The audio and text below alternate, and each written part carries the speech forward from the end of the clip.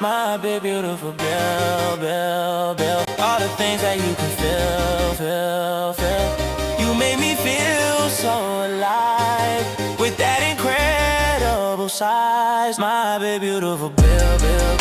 Do you still wanna Netflix and chill? We can watch Brokeback Mountain, that movie ended in a big ass fountain. My big beautiful Bill. Riding up and down that hill.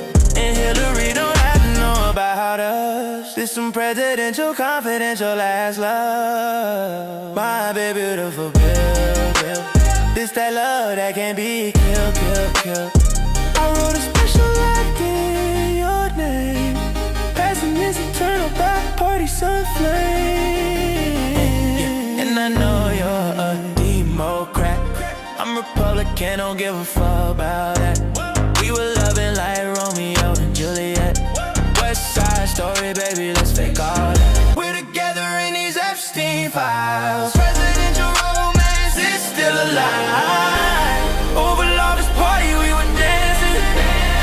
They say imports can't stop advancing. You didn't have sexual relations with that woman. I know I was with you in a White House booming. Secret Service knocking while we were coolin'. Trying to be quiet when that big bill moved in. Hit 'em, and then you just feel it, it ain't suiting. You better always lie me down or we be coolin'. Head game stronger than a giraffe, long neck ruling. When you with Dino, you know that thing be drooling. Bill. You got a license for that drill. Missing you, my Billy Willie, boo. My Billy boy, whoop-dee snoop-dee, whoop. Willie, woo. Whoop-dee snoop-dee, whoop-dee, woo. Billy boy, I think I love you. Whoop-dee, whoop, Snoop-dee, Billy, boo. Me up on Epstein Island, chillin' on a Epstein Island. You email me a brief so silent, but the conversation seem no private. Me up on Epstein Island, chillin' on a Epstein Island. As a young thing give me excitement, hard to keep this secret quiet. The royal boy is here, he be chillin' on the pier. The weather so smooth, so nice, with a light young rum and ice. Say step on the island, no fear, no judgment on the island, it's clear. When Maxwell bring a surprise, we receive the package in a small size. Meet up on Epstein Island, chillin' on a Epstein Island. You email me a brief so silent, but the conversation seem no private. Meet up on Epstein Island, chillin' on a Epstein Island. Cause a young thing give me excitement, hard to keep this secret quiet. See a man in a wheelchair appear, him with a short gal vibing right near. A statesman just come off him flight, with a young thing on him left and right. There's a man a stand up at the gates, him want come in, he can't wait. Him look very smart and wise, foundation boy so nice. Meet up on Epstein Island, chillin' on a Epstein Island. You email me a brief so silent, but the conversation seem no private. Me up on Epstein Island, chillin' on a Epstein Island. Cause a young thing give me excitement, hard to keep this secret quiet. Mr. Musa call late at night, him want come over, want and invite. Him have no vibes, we no rate till. And Maxwell tell a idiot say the party's done. We laugh cause smart get one STD. Him living too young, wild and free. From one Russian gal, intercourse. His wife no happy, she want divorce. Next day come around, it's safari time. We a enjoy, we self-relax and wine. Jeffrey a drive around in a the Jeep. Him a chill guy, can't believe them call him a creep. Look how the monkey, them a climb up and jump. Look on them go, them a climb and jump. Epstein Island a the place to be, if you want nature and animosity. Meet up on Epstein Island, chillin' on a Epstein Island. You email me a brief so silent, but the conversation seem no private. Meet up on Epstein Island, chillin' on a Epstein Island. Cause a young thing give me excitement. Hard to keep the secret quiet. Gucci Marks generated this shit.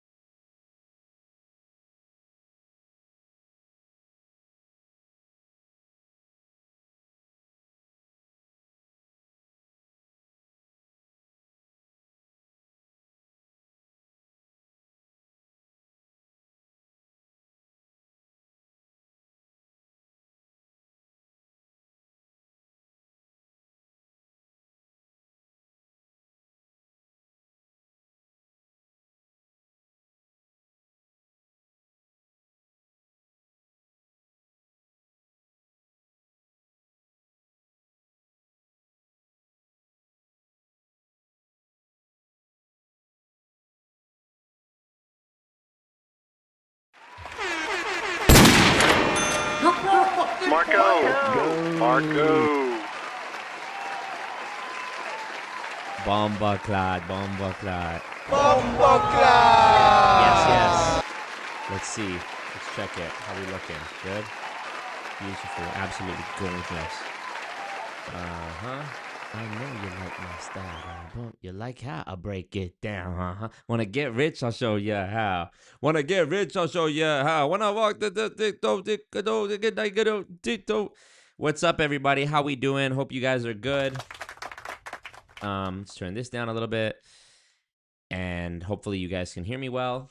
And let's pop the cans on. The cans, as they say in the industry.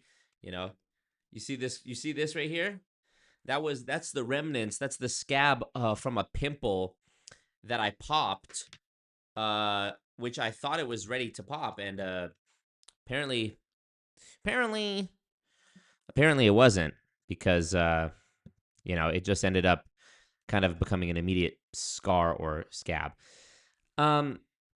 What's going on? Alex FPV, John, Dylan Honey, Rob. Shout out to Rob, already dropping a bag before we even started. Sam here, you'd love to see it. David Q, Monsoon Lagoon. This song has no right being this good. I concur. It's an incredible song. Meet up on Epstein Island. Ick Shirley was called on President for false information, then proceeded to claim the video was satire. Is that true? Well, Armin says, Marco, do some research before you stream. Well, Armin, such is the nature of live streaming. Sometimes when you're watching stuff live, you end up saying things that turn out to being not correct, and that thus is the nature of live streaming and being a human being. And you know what? I never claim to have done a ton of research unless I claim to have done a ton of research. This is not one of my pre-recorded and published videos that I spent months scripting and editing and researching and, double checking and making sure I had everything right before I made a claim. This is called reaction content. It's a novel new thing that's happening on the internet these days among the kids, where you watch videos or react to certain pieces of news blindly. I know it's a novel concept, and that's what we're gonna do today with this Nick Shirley video. I know maybe you don't believe, because the thumbnail was in the thumbnail, that I must have already watched it, but I haven't watched it. I'm a very busy guy. Such a busy guy. So let's see. I'm curious to see it, as somebody who makes, in what I like to consider investigative journalism content myself. I'm very curious about it to see what he finds and what's merited and what's not and what's with this and what's that and what's what, So thumbs up the ting. Thumbs up the team. We're here. It's all good. I know it's normalized to have a very, polarized or polarizing opinion about everything. And anyone who's ever wrong about anything ever is somebody who shouldn't be supported and should actually be canceled off the face of the earth and never be allowed to have a voice in the public square ever again. But call me crazy, call me a revolutionary, but I disagree. And I think we should be able to be wrong about stuff and come back and say, hey, I was wrong about that, or even react to things that we disagree with, or talk to people we disagree with. As a matter of fact, a lot of you guys probably, I shouldn't say that. Some people, I know there's some people out there, a very loud minority, is probably going to be upset with me interviewing. I mean, this even happened years ago when I interviewed Dominic Izzo. What is that? 3 years ago now? More than 3 years ago now. When I did my debate with Dominic Izzo, I had people telling me like, "Oh, you're platforming this guy and his negativity." It's like, what do you mean? What do you mean? What do you mean? So I'm never supposed to talk to anyone who has a smaller following than me? I mean, okay. But anyways, I was going to say I'm going to Calgary tomorrow. I'm going to be there for 2 days. It's a super top secret mission. It happened through fate, through a miraculous sequence of events that I mean, I was going to say that couldn't have been planned. Anything could have been planned. But that ended up just working out geographically speaking. And I'm sure some of you guys have seen the person that you will see. I'm sure you've seen him on the internet. Um, I haven't. I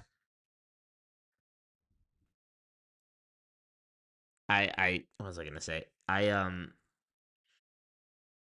I'm going to interview somebody and potentially film some like vlog style, docu style content with a person who's very controversial, PBD voice, who has been canceled off many different platforms, many different times on the internet. And I'm sure there are people who will say that they don't like that I platformed someone like this. But, I'm curious to talk to people who, just like with MLMs, I'm curious to talk to people who have opinions that I think are completely wrong, just like I do with the debates, and people that I disagree with, obviously. And I'm also curious to hear from people who have more, I guess, polarizing opinions. So yeah, this will be interesting. I'm going to. It's not Alex Jones, no, but I'm gonna check it. Bumba Pussy Rossclaw Boomba donated. Pussy RAS Squat donated 10 Canadian dollars. Thumbs up the ting. Massachusetts guy here Marco keep the my God. retards from hurting themselves in MLM. You know, I really appreciate it, Bumba Pussy Rossclaw, but I do have to disagree, not with your use of the word retard. I don't care about that. What I care about is the idea that people who have been scammed by MLMs are being called retards, because I don't think you're retarded if you join an MLM or get scammed. I really don't. I think these MLMs take advantage of people's vulnerabilities and the situations that they might find themselves in order to scam them. And so I appreciate it, though. Thank you very much. Thank you. I really do appreciate it. Is it PBD himself? It is not PBD. It's not Adam Sosnick. You guys are trying. It's somebody who has an MLM story, which I haven't heard yet, but is not necessarily like you wouldn't know him from MLM type stuff. But we're gonna you'll see. Appreciate you, Legend Gaming. Nice M10K says Nick Shirley is partly responsible for all the hell we just went through with ICE. That's really interesting. Like I do wonder if ICE would have been as much on a mad thing as they are/were if it weren't for the Nick Shirley Minnesota shit. I really don't know. Is it PBD? Okay, let's see. By the way, dude, I wasn't even planning on talking about this, but I left the gym today, and as I was leaving the gym, I checked Instagram on my phone, and as though Kraft reconnect.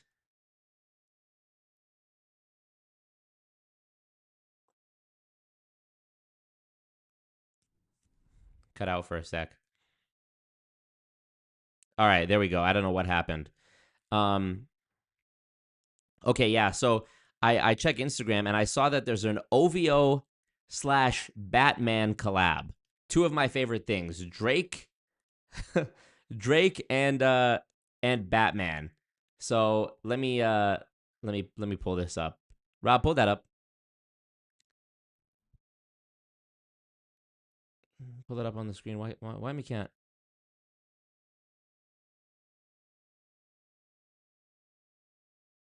Okay.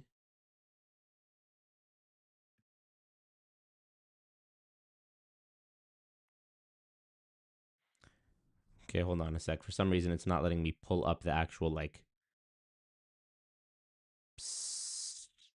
Here it is. What the heck? What was that about? Okay. OVO unveils. Yes, that's what I want to show. This we can close. And go back to screen capture. Go here. All right. Yeah, this is it. OVO unveils teaser for Batman and the Joker streetwear drop. I'm sure this is going to be expensive as all hell. But how fucking sick is this, though?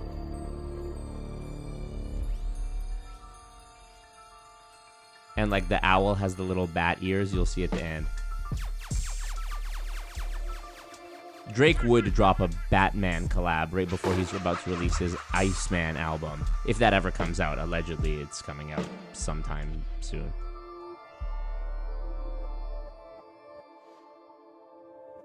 See, come on.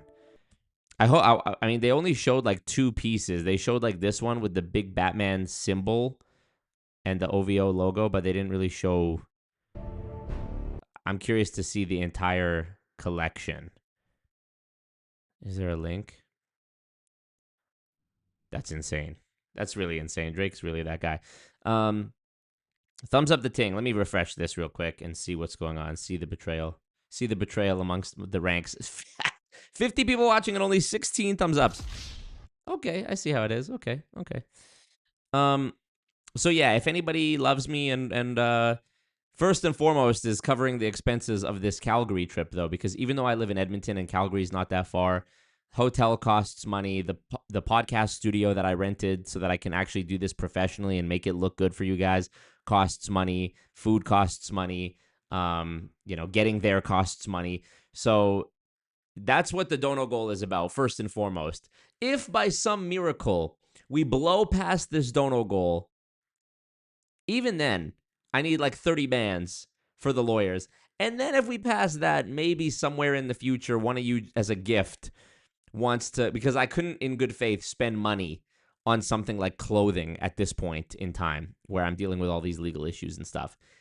But if somebody was to gift me it, if somebody was to gift me the OVO Batman, it's funny. If I was, don't even let me get to talking about my Toronto girl from 2023. If I was still with my Toronto girl from 2023, you already know we would have been, she would have been got me that.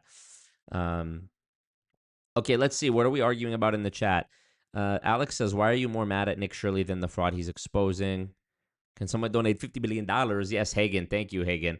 Hagen, you are a legend. Good to see you actually in the chat for once, not just in the Streamlabs. I mean, we love you in the Streamlabs, but seeing you in the chat, let's see. Is this you in the picture? The black dude with the samurai robes on? That shit is hard. Shit is hard, son. Are people still a fan of Drake at this point? He got generationally embarrassed. You're one of those dudes who in 2018 was like, Eminem ended MGK's career.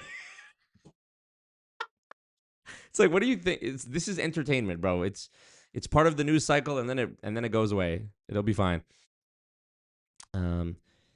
His work has been useless and inflammatory. Do you think there's no fraud at the Leering Center?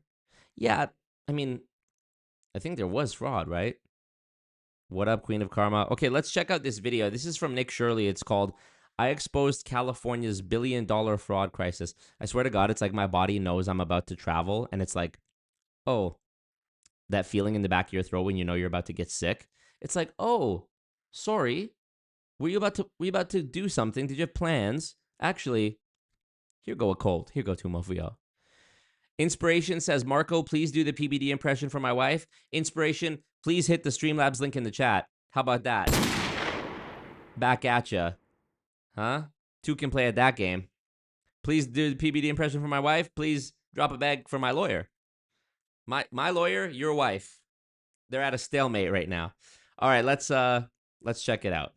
Let's check out this video from Nick Shirley. Put it to 1080. What do you think? Money grows on trees around here? I'm lagging. I'm lagging so bad. Okay. Okay, let's see if it goes. Thumbs up. You know why? You know why sometimes I get lag? Because people aren't clicking thumbs up on the stream. That's literally why. Thumbs up the team. Okay, here, let's rewind it. Why is it so fucking loud in my headphones? And on here too, right? This is the sound of hospice money. Could you just answer the question, what's the need for 1,000%? Bambaras clot. Hadjan just tithed 137 Canadian dollars. Oh, Colt. wrong button. Rob, please pull up this super chat. High-level conversations here. Drop the bag. Boom. Rob, pull up the super chat. Hagen is dropping big bags as he usually does. When you see this guy, this is a guy who you see him in the chat and you already know as soon as you're looking at him, he's doing this, he's doing that, dropping big bags all the time. He probably dropped 50, 60, 80, 70, 900, $80 billion on the Streamlabs link in the chat. So that's where you need to go. Rob, pull up the Streamlabs link in the chat for all the people who want to donate. Streamlabs link, PayPal. Thank you, Hagen. You are a legend. Getting the ball rolling, inspiring the cult, being the change you wish to see in the world. Me love to see that. Thank you so much. All right, let's. Am I still lagging? Could you just answer the question, what's the need for 1,000% increase in hospice care here inside of LA? Do you have the paperwork to enroll a little boy by the name of Joey? You don't know what's going on. Well, it says there's 14 children enrolled here on the state of California. That there is $6,000 per beneficiary. Can you give us any explanation? Where can we open a hospice at? Get the Maybach just like you. California may have the largest amount of fraud in the country, as California is the state with the highest taxes and collects more money than any other state in America. It is filled with fraud. California's version of Medicaid, called Medi-Cal, has more than doubled since 2022 from $108 billion to a proposed $222 billion in 2026. Their population, however, has not grown exponentially. However, their spending has. There has been 1,000% increase in hospice care in the Los Angeles County. In fact, 1 out of every $10 of home health care in America is spent in Los Angeles. On top of that, their government-funded daycare programs are filled with violations. While they continue to give money to these fraudsters, it is estimated that the fraud in California could be in the hundreds of billions of dollars. In this video, we'll be going $100 billion. Everybody, $100 billion alert. $100 billion, anyone? Hundreds of billions of dollars to Iran, to Israel. face to face with these fraudsters, confronting them as they defraud the American taxpayer out of millions and billions of dollars as they live their lives in luxury, driving around luxurious cars that cost more than $100,000 that you actually paid for. Let's start first by going to these daycares filled with violations that still can. You know what's funny about this is just last week in Edmonton, the city I'm from, there was a raid on a medical clinic. Edmonton Raid Medical Clinic. Here. Here it is. 5 days ago. Okay, RCMP, that's our like police, you know, FBI, whatever, RCMP, the Royal Canadian Mounted Police. RCMP investigating at medical supplier named in Alberta Health Services lawsuit. This is from March 19th. The RCMP confirmed they are investigating at MH Care Medical in Northwest Edmonton. Multiple unmarked police vehicles and one marked vehicle were seen outside the store early Thursday. Officers were going in and out of the building. The CEO of the Edmonton-based supplier, Sam Mraish, was named multiple times in a lawsuit filed by the former CEO of Alberta Health Services over government supply contracts. Let's see.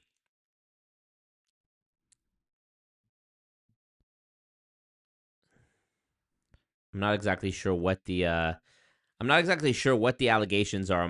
The main point in me bringing this up is that in the United States, if you guys have ever seen the movie War Dogs, you know that I mean, there's also really good videos about this too. I'm pretty sure on like Business Insider and channels like that about how like a single screw in the military that you could get for like, you know, pennies at Home Depot, the same screw for the military is being billed at like maybe $50 for that same screw.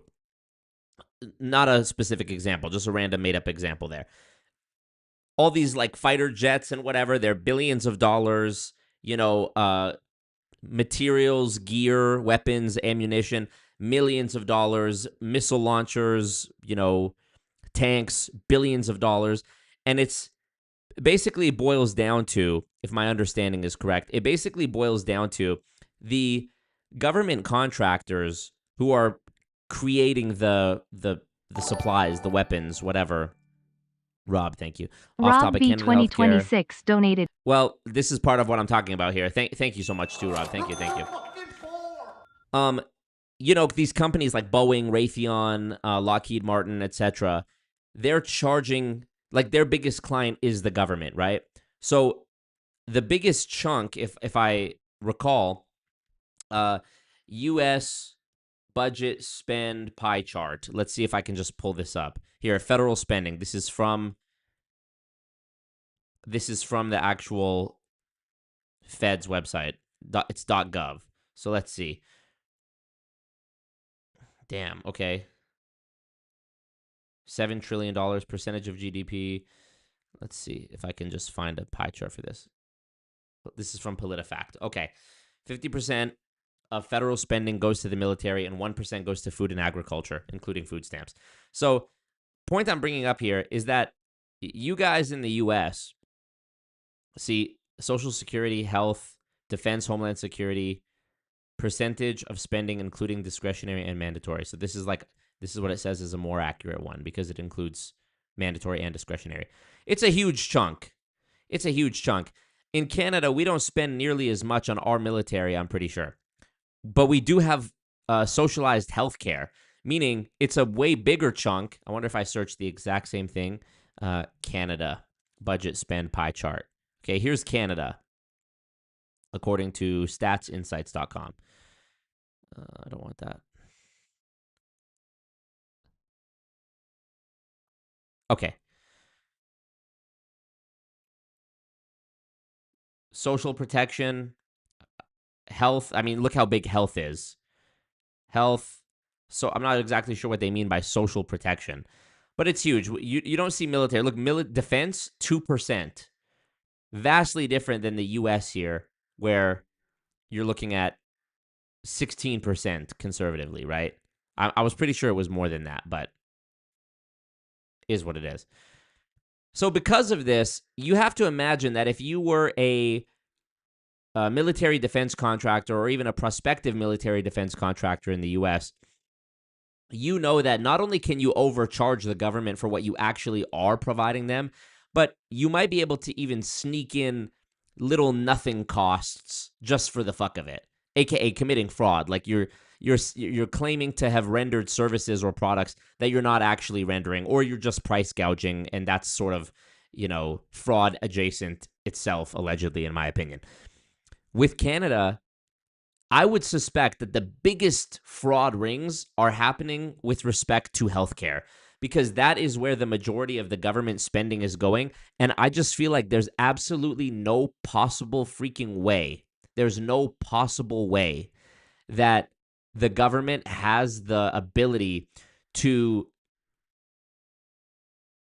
conduct oversight on every single healthcare provider and independent clinic and contractor and whatever else in the country. I just don't think it's possible. It seems like, we're in a country which is it's close to 1/10 of the population of the U.S. We're like 40-something million compared to your guys' 330 million or whatever you have. But still, that's a lot of people, all of whom are getting free healthcare. Never mind the million plus people that are coming in from other countries each year that we're bringing in immigrant-wise, who are also getting these health benefits. Not to mention all the other benefits. So it just seems like preposterous and impossible to me, in my opinion, that they're able to conduct meaningful oversight. So if you were a fraudster, you could open up a medical clinic and claim to be rendering services or just using people's information or even making up names. You know how in discussions I've had with people in MLMs, they talk about how they would put their dog's name and then use the same credit card, but then technically it was another customer. So it was fake customers, basically. John Smith as a customer, and you use your own credit card. You could literally do this with healthcare subsidies because they're getting the money's coming from the government. The customer, your customer, is the government, right? So if you have some little clinic in a strip mall and the door is locked and the windows are covered up, unless somebody comes by and does like an intensive investigation, how would they know? And even if that did happen and they told you, hey, look, man, we're suspicious of you because we came to your office 3 days in a row and there was nobody there. I mean, I'm sure you could hire a lawyer with all the stolen money you've gotten and, waste even more of the government's time and money and say, oh, there was a family emergency. I actually have to shut the doors and go out of town for a week or what. You could make something up. So that being said, Canada spends way more on a way bigger percentage of their tax money on medical care, on health care, compared to defense when we're talking about the US and Canada. But considering that the US has a population of almost 10 times Canada, I would venture a guess that it actually works out to being way, way, way more frauds of all kind, military contractor fraud, healthcare fraud, you name it, in the U.S. I would still imagine that despite the U.S. not having socialized medicine, free healthcare for everyone like in Canada, the fraud is still way higher in the U.S. I mean, we know y'all in the U.S. are not providing meaningful oversight. See exhibit Jeffrey Epstein. Made up on Epstein Island.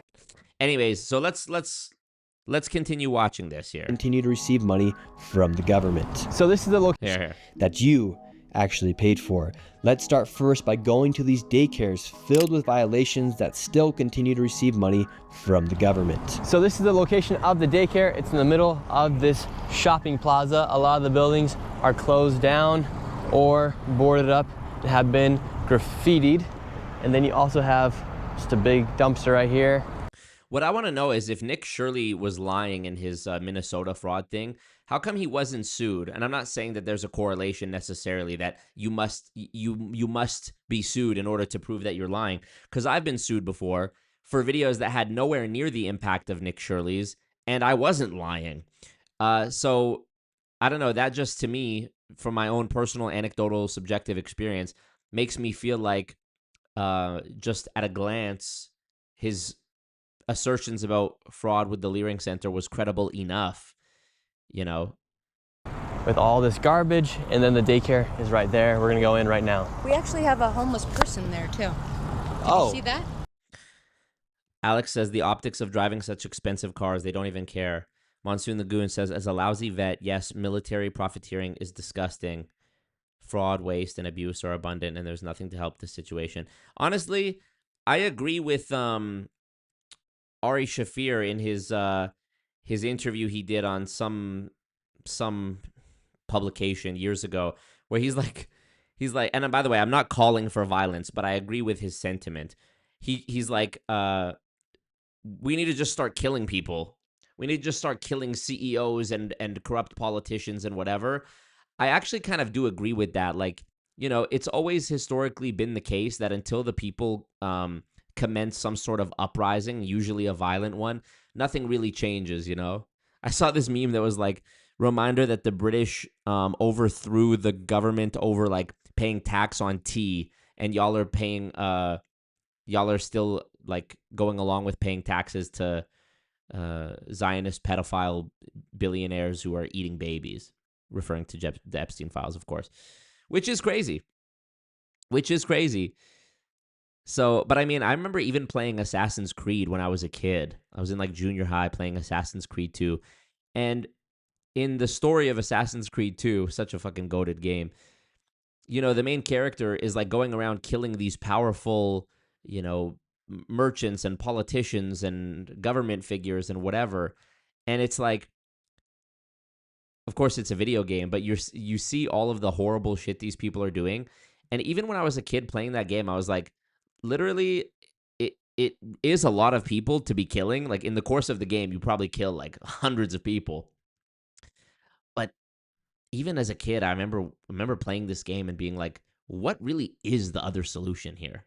Like, you have a rich person taking advantage of a bunch of poor people who are just trying to, who are spending all their waking hours just trying to put food on the table, to the point that they don't really have the capacity, never mind the resources, never mind the sense of community and cooperation to be able to engage in any sort of meaningful protest or uprising.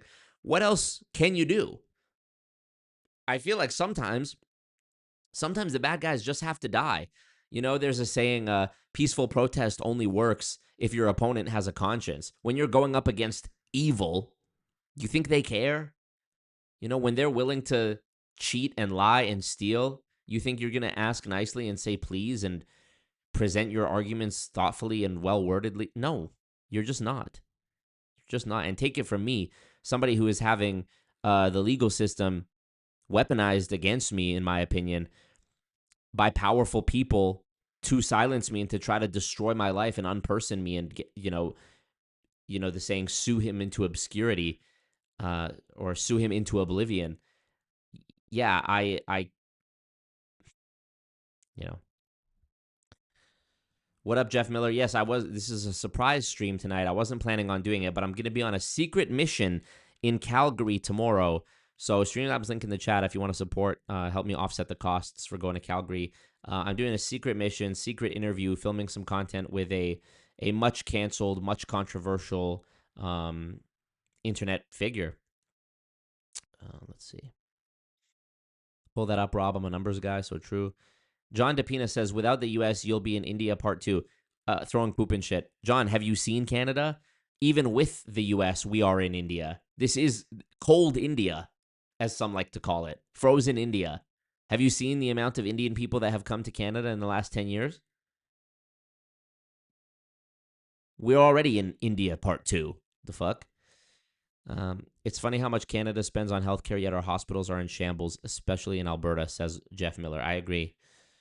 Got to have the safe injection sites so the junkies can feed their habit. I will check out your video in Discord after, Benjamin. Remind me if I forget after we get through this.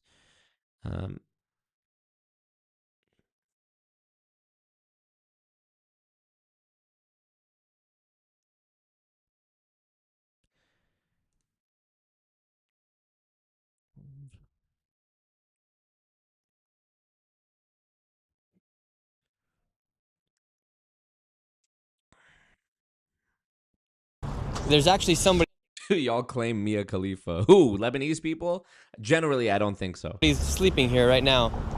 Hello? You all right? Yeah. That's good news, Bob, that the first recommendation is always Marco. I love that. Governor and former VP candidate resigned from a re-election campaign because of how bad it was. Yeah, I mean, Benjamin, that doesn't really... Look, don't get me wrong. I don't fuck with ICE either. I fucking hate ICE. I don't like any movement or any piece of journalism or expose, whether it was real or not, being used as a justification to like bully people and throw in police who are above the law, like some secret, ICE agents who are above the law, who hide their faces and terrorize people. Even if the Nick Shirley stuff is 100% legit, that's obviously not a justification for like being tyrannical towards hardworking people. Two things can be true at the same time, however. And it's not even a however, it's also, asterisk. Also, it does seem eyebrow-raising that Tim Walz resigned and the other guy resigned, And so there... And everybody called Nick Shirley. They said he had an agenda and he's this and he's that. But all the stuff that was like blatantly calling him a liar didn't seem very, well constructed to me. But hey, this is a new thing. I'm watching a new thing. This is about California. So let's see. Maybe he's legit. And even somebody in my Discord posted a thing about how even some mainstream news up here in Discord. There's a homeless man who's sleeping right next to the daycare. He's sleeping right here, and the daycare is right there. Oh, Benjamin, you also posted this Walmart digital shelf labels across the stores. I absolutely hate that. I absolutely can't stand that. Yeah, CBS News, apparently. So we're going to watch a CBS News thing as well to see if it vindicates Nick Shirley's claim here about the fraud in California. This does not look like a place where you'd want to bring your child, and it does not look suitable and set the code to be a place where children are enrolled. So they do have some children here. How many do they usually say they have, or what's the story with the The children? last few visits from the state have said that they have 39 enrolled. And right now we're seeing about 5 children. Yes. They are enrolling right now. It says Medina Learning Center is now enrolling, so let's see if little Joey can leer a little bit here at Medina. Do you have the paperwork to enroll a little boy by the name of Joey? Yes, we'd like to enroll little Joey into daycare. They have as their backup facility the UMI Learning Center, and the UMI Learning Center was convicted in federal court in 2024 of having 150 ghost kids. So I want to find out what the affiliation is and why this facility is listed as the backup. Yeah, can I get that? Thank you, Fuzzy Dylan. But Fuzzy Dylan, come on, how are you gonna let YouTube skim 30% of your dono off of you by using Super Chat instead of Streamlabs? You know. Thank you, Fuzzy Dylan. About guys like Nick Shirley, it feels like he's going after low-hanging fruit instead of those in power who let this stuff happen. I don't trust his intentions. I think Tim Walz resigned because he's a wuss. Thank you, Fuzzy Dylan. And yeah, I agree. There's certainly bigger fish to fry. And I do think it's like easy for the everyday man or woman to be angry about the Somalians that, you know, are doing these daycares or whatever, because that's like ground level. You can drive past that and see that. You can drive past them driving their luxury cars and feel like it's being rubbed in your face. Whereas the real top level evil Epstein Island shit is happening away from you, out of sight, out of mind, as it were. So I get that. But, you know, that's always been the playbook, I feel like, is to keep us low-level plebs beefing with each other about, you know, culture and race and language and whatever else, whatever others you can think of. And that's obviously not the move. But at the same time, these types of frauds are derivative of the bigger problem, you know, and it's like exposing stuff like this is a way, in my opinion, of alerting people to the lack of oversight or the purposeful waste, fraud, and abuse that's going on further up the chain. You know, you have to sort of show that there's the runoff. And if this is the runoff, people running fake daycares and fake healthcare clinics and whatever, if that's what is required to bring attention to the public that, hey, your government is taking your tax money and doling it out to scammers because they aren't doing their job well enough. They're not checking. There's not mechanisms in place for oversight. And on top of it, you know, the foreigners who come to the country who are hip to these schemes are taking advantage of your hard work. You know, you're working, 5 months out of the year, all of the money that you made for half of the year is just to taxes, you know, before your rent and your whatever else. And you find out that even a dollar of that money is being taken to, you know, subsidize the lifestyle and provide a lavish lifestyle to someone who's a scammer who doesn't care about your country in the same way you do because they weren't born and raised here and whatever. That's obviously also a problem, you know. Yeah. Two things can be true at once. Also, yes, it sucks that the high level fraud, nothing's getting done about it. It sucks that probably nobody in the Epstein files is going to be held accountable. It sucks that there's no oversight and that the waste, fraud, and abuse is so rampant that it's unspeakable. It sucks that somehow the most powerful, richest country in the world that prints all of the money is $35 trillion in debt, and the interest is now outpacing how fast we could ever even pay it off or hope to ever pay it off. And also, it sucks that on the ground level, somebody's driving a G-Wagon because they filled out some paperwork and finessed the taxpayer. The paperwork to enroll a child? Yes, I can. Great. What do you think about daycares being used for fraudulent businesses to receive money from the government to say they're enrolling 39 children, 89 children, and for millions of dollars be going towards these facilities? What do you think about that as you do work in a daycare? No, it does happen. I've seen it, like, elsewhere. I've seen it. Also, a good point. Alex says hundreds of billions in fraud Nuniobiz isn't... 2001 donated 13 Canadian dollars and 76 cents. Chupapi Let's keep Muñaños. the taxes coming. Thank you. Yes, more taxes. This is where the taxes need to be going, you know? Honestly, though, like, I really do appreciate it. dropping the goon tax so that I can put my neck on the line to go against what I mean, what's a bigger honestly, I feel like MLMs are up there with the opioid crisis in terms of the destruction of the middle class. Without question. Without question. We don't all know somebody who's been addicted to opioids and had their life destroyed by opioids. I think we all know somebody who's lost money in an MLM. Marco, how much to speak in a British accent for an entire stream? Fill up this dono goal, and I'll do it for the rest of this stream. How about that? Jeb Blackberry says, Nick Shirley is a right-wing tool. Agreed. He's certainly a right-wing tool.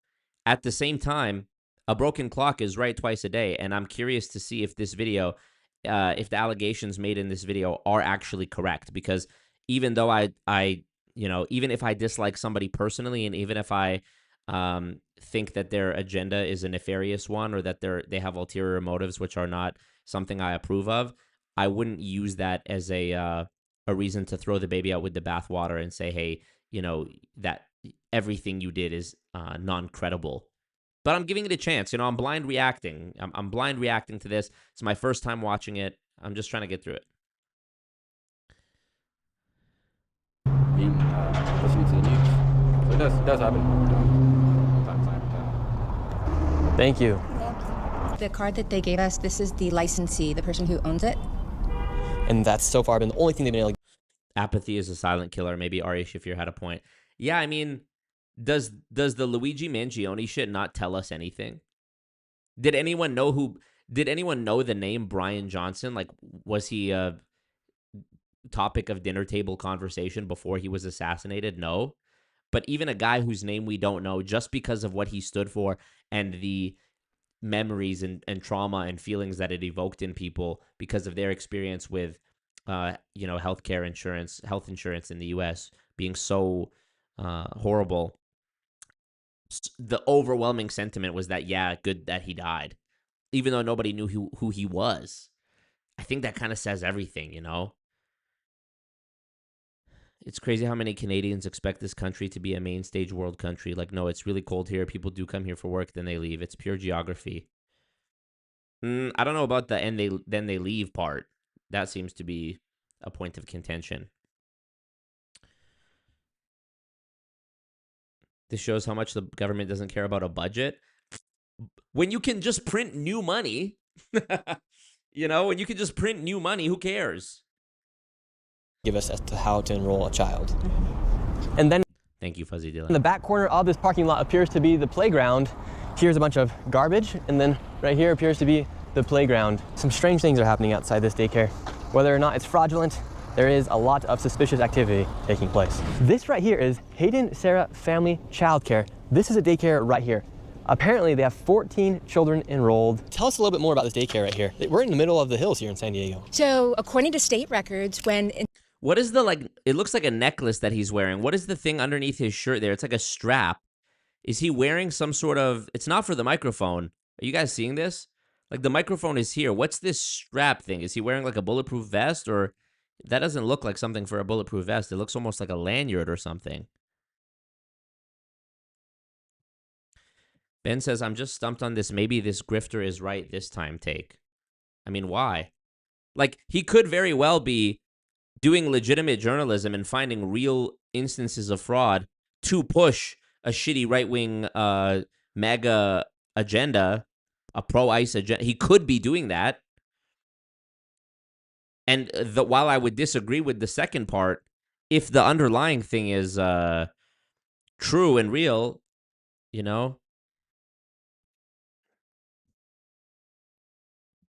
then it is. So I'm just trying to take each investigation, each situation as its own thing. Childcare. This is a daycare right here. Apparently they have 14 children enrolled. Tell us a little bit more about this daycare right here. We're in the middle of the hills here in San Diego. A man named David was sus for sure. The fact that they didn't give any more information about David, he was just a man named David, that was super suspicious. So according to But who knows? Maybe David didn't want to be doxxed or whatever. I don't know. state records, when inspectors arrived here, there were 14 kids enrolled, but 0 present. And then this place was also cited for having missing children's records and also not having a facility roster. It's kind of weird that there's this daycare in the middle of a neighborhood. Hello? I was naked, okay? No, you weren't. I can sue you. I was like, I wasn't dressed up. I'm Muslim. Either way, can we enroll a child into the daycare? You don't know what's going on. Well, it says there's 14 children enrolled here on the state of California. Right. It says there's 14 children enrolled here. You don't care. I do care.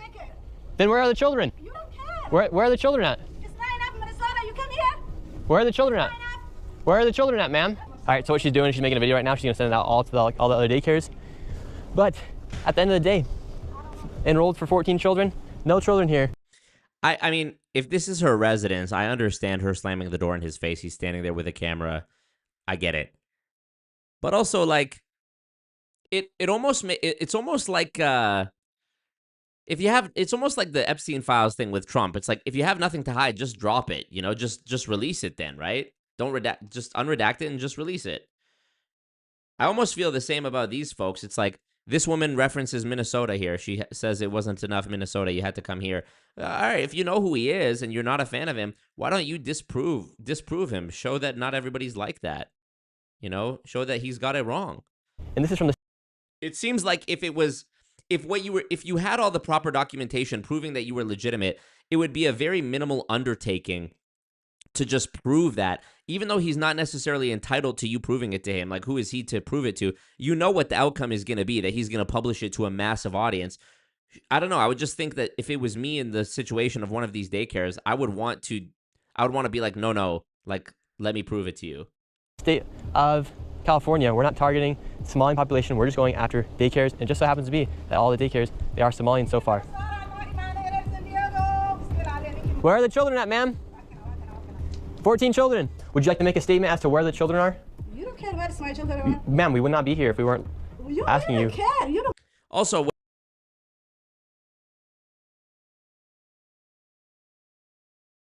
what the hell? Also, when it comes to the whole right-winger thing, I know that Nick Shirley, I saw the video of him speaking to Trump at the one, it was like a Trump round table where he had a bunch of social media people there. I get that he's like a Trump supporter, but I don't recall if in the, I don't follow Nick Shirley on Instagram or Twitter, so I don't know. It's possible. Somebody in the chat tell me. But in the video itself about the Minnesota fraud, I don't recall him ever making any sort of like pro-ICE or pro-Trump or pro-right-wing calls to action of any kind. It was purely focused on the Minnesota thing. I guess maybe you could say that the Tim Walz, the beef with Tim Walz was like his dog whistling of being, you know, supporting a conservative, whatever, because he doesn't like Tim Walz. But, you know, you could be a left-winger and also not like Tim Walz, you know? So, I don't know. There seems to be this default way of processing information online where it's like, if this, then that. If X, then Y. And that seems to be... people are getting caught up in a bunch of false binaries because of this, where they go, if it's not this, it must be this, which is a very Patrick Bet-David thing to do as well. You know, he'll have his guest on and be like, so do you think it's this, or are you saying it's this? And it's like, neither of them. You know, it's like, it's actually not A or B, it's actually C, or it's more complicated and nuanced, you know. His last name is Hotch, and he proved himself to be a racist on X. Here's another thing, and perhaps you're not going to like me saying this. I don't disbelieve you. Perhaps he is a racist, and that's horrible if he actually is a racist. Also, not but also, if someone was racist, hypothetically, I don't know if this is the case with David. I'm just spitting a hypothetical here. If somebody is a racist, and they use that underlying hatred as the impetus to then go and try to find a bunch of people of that race, let's say Somalians. That person then goes to try to find a bunch of fraud committed by Somalians, and he uncovers a bunch of fraud committed by Somalians, and it's coming from a place of him truly being racist in his heart.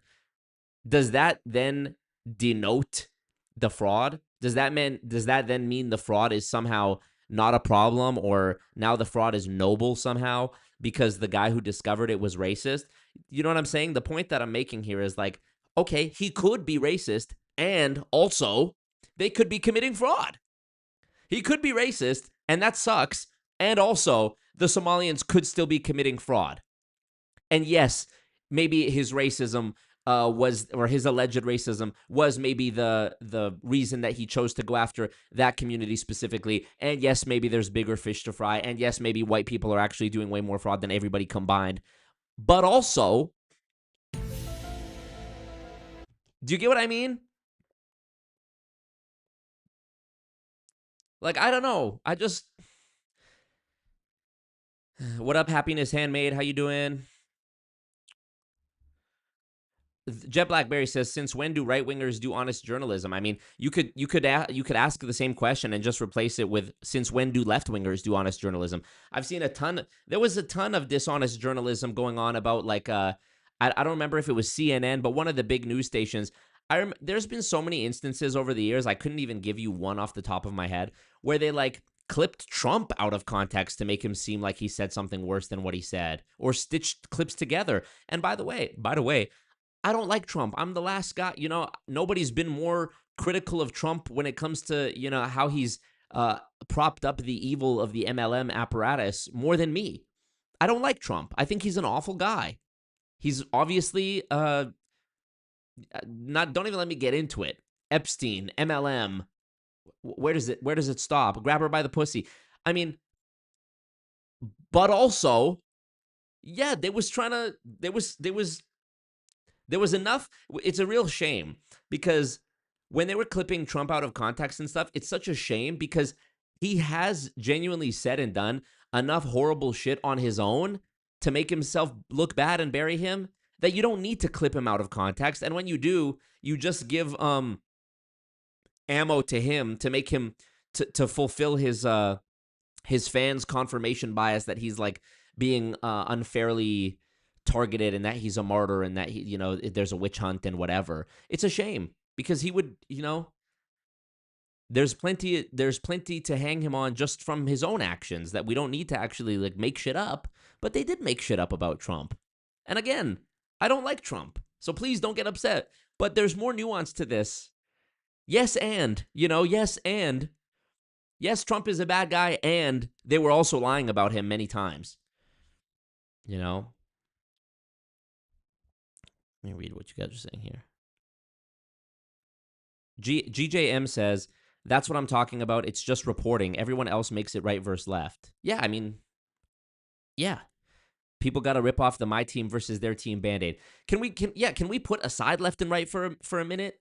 Haven't we all realized when all of the politicians in the Senate, left or right, are all unanimously unified on one thing, and it happens to be Israel? Rob V 2026 donated 10 Canadian. Doesn't that tell us that it's two wings of the same bird, and that the whole concept of right and left wing is just another way to like other people, so that we keep fighting and talking about, like we're doing it right now. We're falling for the goy trap of arguing amongst ourselves about left and right, and since when have right wingers done honest journalism, and he's a right wing hack. We're by even engaging in that, we're already falling for it. We're literally falling for it. Hey, all of our tax money, not all of our tax money is going to Israel to blow up children, to blow up kids in Lebanon, to blow up kids in fucking Palestine. Both the left and right are unified on doing that. And we're sitting here talking about, like, you know what I mean? Rob, thank you so much for the donation. Rob says, U.S. politics needs a strong third-party movement. Both parties are corrupt. Yes. United we stand, divided we fall. Bars. Why would you expect to see kids running around when we all know they're on iPads? Yeah.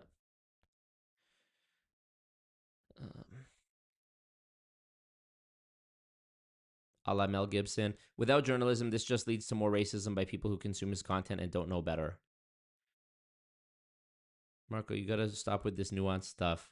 It just plain doesn't exist. Yeah,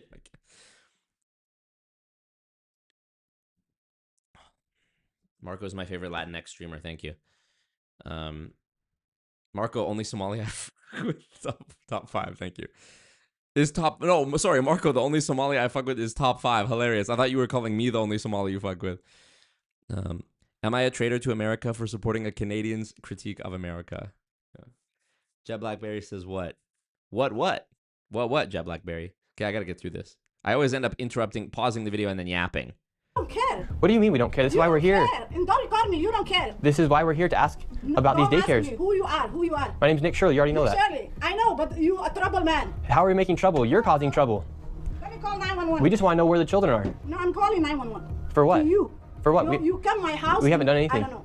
The problem with these don't know. daycares is that they receive money through a program called CalWorks, but as you see, there are no children actually there. These fraudsters are simply enrolling children on paper to receive government subsidies. Even after the state visits these daycares and confirms there are no children actually there, the government and the state continue to give these daycares money. Okay, he kind of just summarized what the whole point of the investigation is. How does that have any sort of political leaning whatsoever, left or right? A group of people, let's pretend that there's some sort of opaque silhouette. We don't know their background, language, culture, ethnicity, nationality, anything. People, person X, community X, is making up fake names of children on paper and submitting it to the government in order to get subsidies in the forms of dollars per children, which is actually just going to line their own pockets. That is a bad thing. That is fraud. Now all of a sudden it becomes a political thing when it turns out to be primarily Somalian people committing the act. Or it's a right-winger who supports Trump that's reporting the fact. It doesn't change the underlying facts. But now we're getting all, caught up in this drivel. Happiness Handmaid says, you said it once on a recent live. Once we realize the lie of a bipartisan government, we can make real progress. Exactly. I don't want to spoil who this guy is that I'm going to interview tomorrow in Calgary, but he is somebody who's been canceled, called everything under the sun, racist, anti-semantics, antiseptic, you name it. And it's like, I really hope that by him and I sitting together, you're able to see a Canadian Lebanese guy, me, and I'm not going to say what he is because it'll give it away, and American / another thing guy sitting down and talking unitedly about certain issues plaguing our society today. And perhaps we're going to disagree on certain things. Perhaps we're going to agree on some things. Perhaps we're not going to like each other. I don't know. But yeah, we, like what Happiness Handmaid in the chat said, we need to realize that this is so illusory. People talk about the Matrix, and it's like, oh, Trump is gonna drain the swamp and get us out of the Matrix, bro. We need to come up with some new shit. The tribalism shit is getting us to beef, and it's not right. Jet Blackberry says, "Come on, Marco. I thought you were smarter than this." Okay, so what's not smart about what I'm saying? I'm genuine. I'm not offended. I want to hear you out. I want to hear your feedback. I want to see where I might be able to improve or what I'm missing in the periphery of my analysis here. Jet Blackberry, you're free to tell me what you think. You're here. This is a safe space to express. I want to know what you think, and I want to know why you think what you think. What about what I'm saying is falling short of your expectations of my intelligence or disappointing you?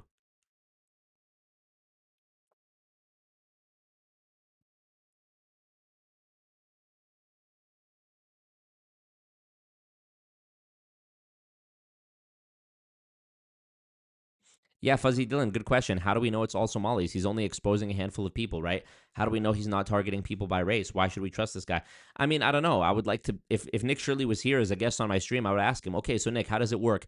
Do you go down the list of registered daycare centers in the city and then drive out, and only once you drive out to the address do you realize that they're Somalis? Or are you cutting all of the white scammers out of the video and only showing the Somalis to run some agenda about Somalian people, etc., etc.? I don't know, and I doubt that we will get that answer from this video.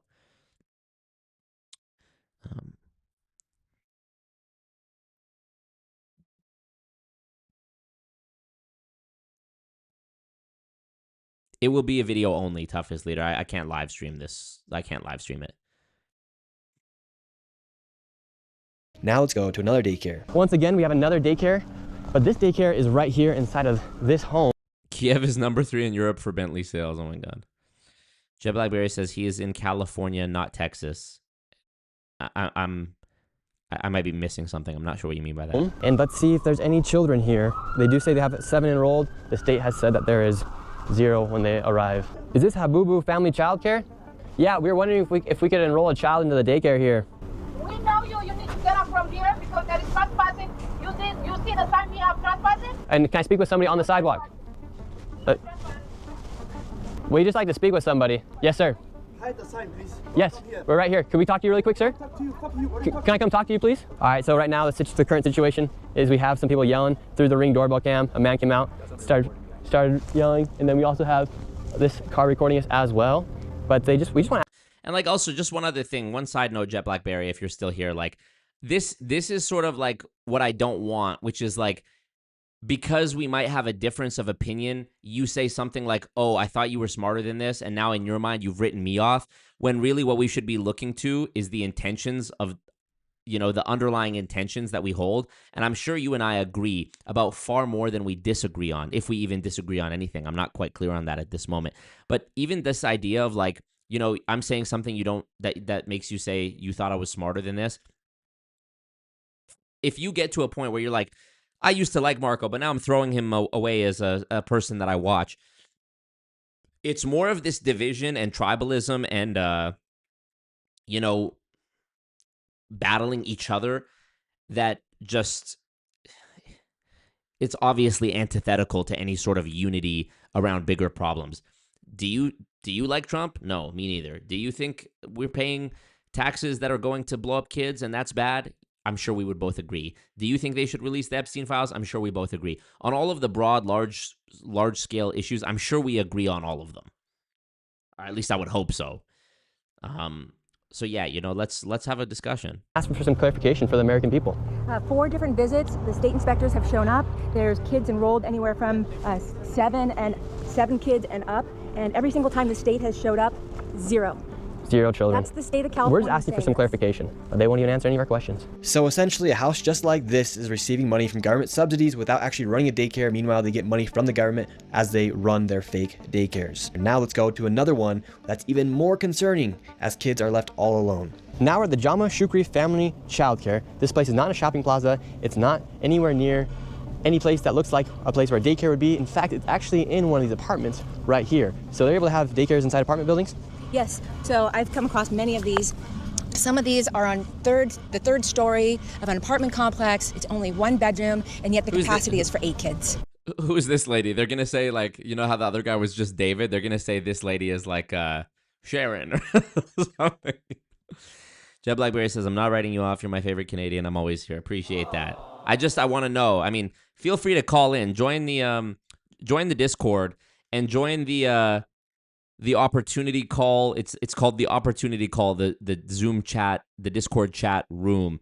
I'm happy to bring somebody up on the stream through the Discord and like have a discussion live about what I might be missing or what you like or dislike about this. I'm happy to do that. We just arrived at the daycare. We have 2 kids out here. I don't know if they're members of the daycare.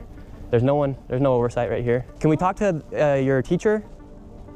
Is your teacher there? So this is the first child we've ever encountered at one of these daycares. There's 2 kids out here right now, and we're gonna see if we can talk to the Licensee.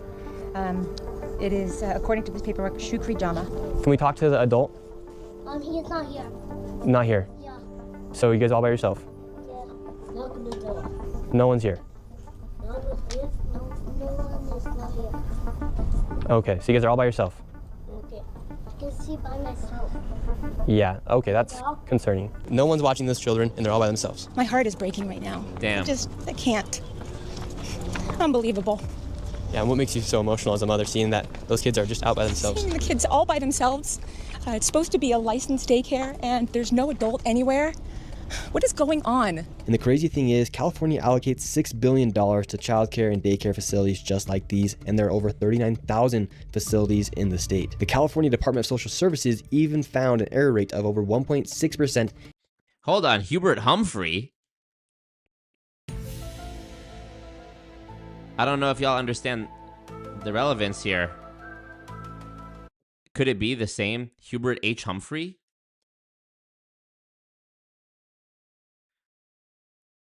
Former Vice President of the United States. Okay, we're not talking about the Hubert Humphrey from World Financial Group, are we? Okay, that's Steely Hubert Humphrey. Okay, thank God. That had me. I was like, no way this is connected. And that's so far been the only thing they've been able to give us as to how to enroll a child. And then in the back corner of this parking lot appears to be the playground. Here's a bunch of garbage, and then right here appears to be the playground. Some strange things are happening outside this daycare. Yeah, that's a bum-ass... Oh, sorry, I accidentally rewound it.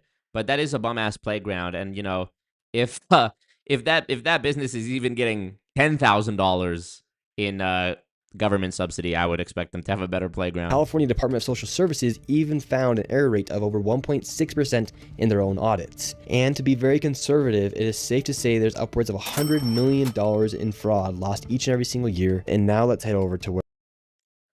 So yeah, 8 billion. What's 1.6% of 8 billion? Let's just round it up and say 2, because their own audit said there was 1.6% of error. I mean, that's not nothing. 1% of $8 billion. $50 billion. Rob, pull up ChatGPT. What is 1% of $8 billion? where there's so much fraud, you're going to lose your mind. Let's head over to Van Nuys, where there's home healthcare and hospice fraud literally everywhere. With the I'm tired of the right picking on California. I'm not saying fraud is okay, but they can find this in any state. Well, maybe that's what he's doing. Maybe he's going on like a countrywide tour. I mean, he showed it in Minnesota. That wasn't your state, right? That wasn't California. Now he's doing California. fraud here, Maybe next he'll do another one. California ranks the highest for Medicare, Medicaid, Medi-Cal, whatever you want to call it. They spend the most amount of money per state, and here in LA, 1 out of every $10 that goes towards home health care in the United States goes to a business here in LA. Right now we're in Van Nuys. This location has tons of hospice centers, home health care centers, and right now we're going to Gardens of Angels Hospice. They billed $4.8 million per beneficiary. They charged $5,807 with 28.6 claims per patient and only 2 codes, which means 2 services were provided. Wow. And inside of the same location, there's also Blossom Hospice, and they received $3.4 million with $6,000 per beneficiary at $927 per claim and only 1 code, which means they only provided 1 service. And it looks like there's about 15 more hospice centers inside this one plaza we're going to right now. Yeah, that's what I was thinking too, Fuzzy. They're the largest state, so obviously they spend the most money. It would also make sense if there's the most people there would also thus be the most fraud and the most crime and the most whatever, you know? It's like, it's so easy to skew data. Like, if you read the book Doublespeak, it shows examples of how you can do this. Like, for example, a boxer who tells you they've won 100% of their fights, but they've only had 2 fights, is less impressive than somebody who's won 80% of their fights and they've had 100 fights. We have all the information with us. In some of these places, it doesn't even look like they've been registered with the CMS, which is the Centers for... Jet Black says Minnesota is also a blue state. Okay, so maybe it's not necessarily that the right-wingers are picking on blue states. Maybe it's that the blue states are deserving of a valid criticism that they are too liberal with their social policies and are allowing money to go to waste, fraud, and abuse, whereas the red states perhaps are more conservative about things like that. That's also another potentiality, right? And it's also true that both could be happening. Like, perhaps the blue states are too generous with the welfare, and also right-wing journalists would take advantage of that to try to make it look worse than it is. So yeah, hopefully he does go to a red state and show it. Obviously, there's going to be fraud everywhere. Medicare and Medicaid. 7 of the 4 entities have 0 SMS data, possibly shell registrations, shell companies. And it's rumored that these are Armenian Russian gangs, Armenian Russian mafia. So we're going to be going in there and we're just going to ask them, what's the need for all this hospice? Is there that many people dying here in LA where they need to be spending millions and millions of dollars on this hospice care? All right now we're looking for a Garden of Angels Hospice. All these buildings are all hospice centers. Let's see if we can find Garden of Angels. This is the Angels of Haven Hospice Care. We have Angels of Valley Hospice. Hello, how are you? Good. We were looking for Guardian of Angels Hospice, but this one will probably do Angels of Valley Hospice. We were wondering if we could get some information to check our grandma into hospice. Your grandma? Yeah. Which hospice is she enrolled? We would love to maybe see if it's possible to get her in here to Angels of Valley. We have to get a hospital referral. Hospital referral. Okay, how many people do you guys have with you guys? It's irrelevant. Irrelevant? Oh, okay. Where are you guys from? Where am I from? I'm from here. We're just looking for a spot for our grandma. Yeah, no, we're doing only We only do referrals from hospital. Okay. We all just walk in and take pictures. Yeah, because we're seeing like, we got Garden of Angels, Blossom Hospice here. They are, but this is Angelo Valley. Okay, well, we'll keep looking for Guardian of Angels then. Yeah, I don't know, but So they say they only take it from hospitals, which could be a valid response. Oh, what are they, in a motel? So let's go see if we can find Guardian of Angels. This place is just filled with hospice centers and home health care centers. You have one right here, 7-star home health care, and then up here you have Miracle Healing Hospice. So this hospice... Fuzzy Dylan says, corruption is bad, but I think it's better to have some get money they shouldn't than no one get any funding. Yeah, I agree with that. Of course, there's always going to be bad actors, but does it seem reasonable? How do I explain this? It needs to be within reason. You know, like the oversight can't be so poor that it's like a hot spot for fraud, that it's like such a large amount of the money is going to bad actors. You know, you would hope that there was enough oversight that the bad actors and the fraud that was being committed was done by the most evil and cunning individuals who are willing to go to great lengths to defraud the system. It doesn't seem like people are going to great lengths. It seems actually miserably easy in order to run this type of fraud scheme, where you just register a daycare corporation under your under some address and then start collecting checks. That's what it seems like. Location, Miracle Healing Hospice. In 2023, they charged $1.3 million. Watch this Squidward bite of a knock. And per beneficiary, it was $32,000 for 38 beneficiaries. Per beneficiary, that comes out to $32,000. Yeah, that's a good, I mean, Jet Blackberry, you should like almost tweet at Nick Shirley and ask him if he'll ever do it in a red state, or like recommend it. I don't know. It just seems like, or you should do it, you know? I know you're in California, but like, yeah, I mean, I'm curious to actually see that, what that type of investigation would yield in a red state. $1,000, $935. Let's see if grandma could check herself into this one. I'm just trying to be a good grandson. We're not. Was that the knock you were talking about? Let's see if grandma could check herself into this one. I'm just trying to be a good grandson. When we're knocking the door, no one's coming. You look inside the window. I mean, okay, it was a weak knock, but I mean, do you need a strong knock when it's clearly empty inside and the lights are off? Empty building. In 2020. Fuzzy Dylan says, I wonder if Shirley agrees with that, or if he is fundamentally against social programs.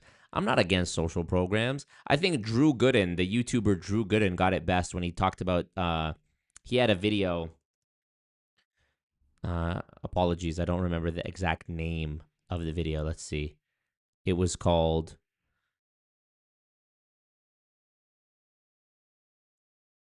Greed is Destroying the World. Such a good fucking video. It's one of his most viewed videos in the last like year as well. 6 million views in 3 months. He talked about how, like, for example, there's people who are convinced that food stamps and SNAP are just going to lazy freeloader welfare queens, when really that's not the case. You know, most of the beneficiaries of food stamps and SNAP are children, actually. So I'm certainly not against social programs. Obviously, we need it. There are going to be people in society who are downtrodden, less fortunate, in, you know, bad circumstances, dealing with disease, addiction, disability, etc. We need social programs, obviously. I think you're just cruel if you think otherwise. But because I think that, I also find it an affront to take advantage of a you know, money that should be going towards helping the disenfranchised and the downtrodden, and using it to buy yourself a G-Wagon, which presumably we're going to see in this video if the hook was any indication. And I know you were asking about Nick Shirley, not me, Fuzzy Dylan. I'm just talking about me for a second. Main character syndrome, I guess. This place received $1.3 million. Not a single piece of furniture. Nothing. Insane. This is insane. Okay, well, since we can't go to Miracle, let's see if we can get SX Home Health. It says they're open Monday through Friday from 9:30 a.m. to 5:30 p.m. getting really hard to find grandma the healthcare she needs these days. It really is, isn't it? We got SX Home Healthcare. This might be a stupid question. I've only ever been to one hospice place in my life, and that was a couple years ago when my grandma passed away. And that was like a big. It was like a big building, you know, like with rooms and beds. Why are these like offices? Like clearly, there's no hospice care taking place here, right? On any of this. Muniobiz 2001 just dropped a bag 20 Now's Canadian dollars. Now's our chance to show that we're numbers, guys. So true. Where's the? Hold on. Gave him the money. Boom. Elon Musk. Thank you, dude. Thank you so much. Appreciate it, Jeff Miller. Yeah, and that was like there was beds and whatever, kitchen and whatever else. These places don't look like they're even equipped to have beds. Like what you might have one patient in one of these spots. So what I'm trying to figure out is like maybe these are just the office locations and that they have a different site elsewhere where there's like beds and the actual care is taking place. Or maybe these people just administer, like the other place that he spoke to, the Angel, whatever, said that they just do hospital referral. So maybe these offices are set up to deal with requests and like send requisition forms to hospitals to get hospice patients into hospice care at a hospital, perhaps. But if anybody knows, please enlighten me, because it seems obvious that these actual doors that he's knocking on are not the place where the care is happening. And if this is like the actual registered place where the care is supposedly happening, I mean, it would seem obvious that a fraud is taking place.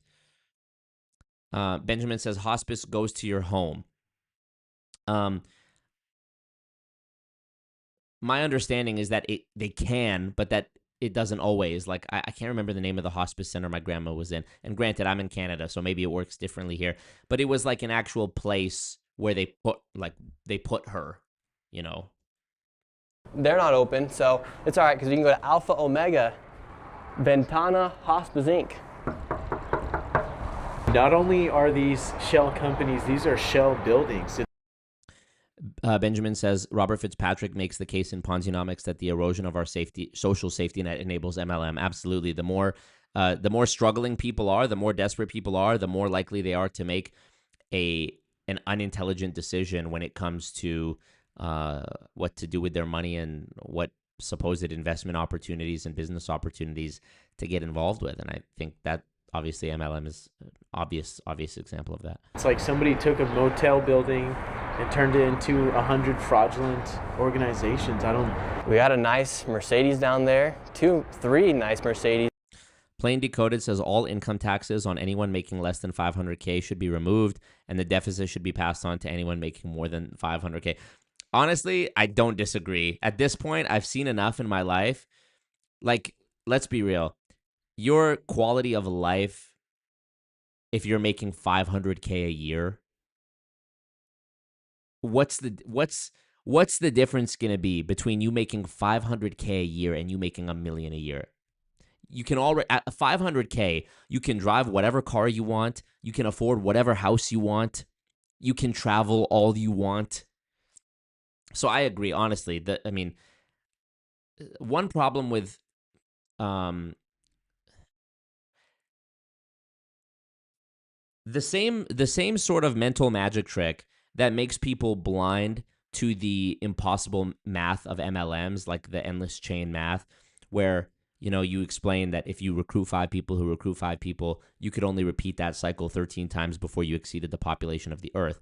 The reason that's hard for people to grasp, I think, is because we did not evolve to comprehend such big numbers. Like it's impossible to even visualize how many people that is or what that even looks like. We just did not evolve to think of such big numbers, I feel like. And similar videos have been done to show the difference between, like, it shows like what $1 looks like, what $1 million looks like, and then what $1 billion looks like. The fact that there are people, I just watched a video about this recently. Who posted this video? I don't know if it was in the Discord or what, but it was about like billionaires' wealth. Let me see. It might have been Business Insider or More Perfect Union. I think it was probably More Perfect Union, if I'm being honest. More Perfect here. Let me see.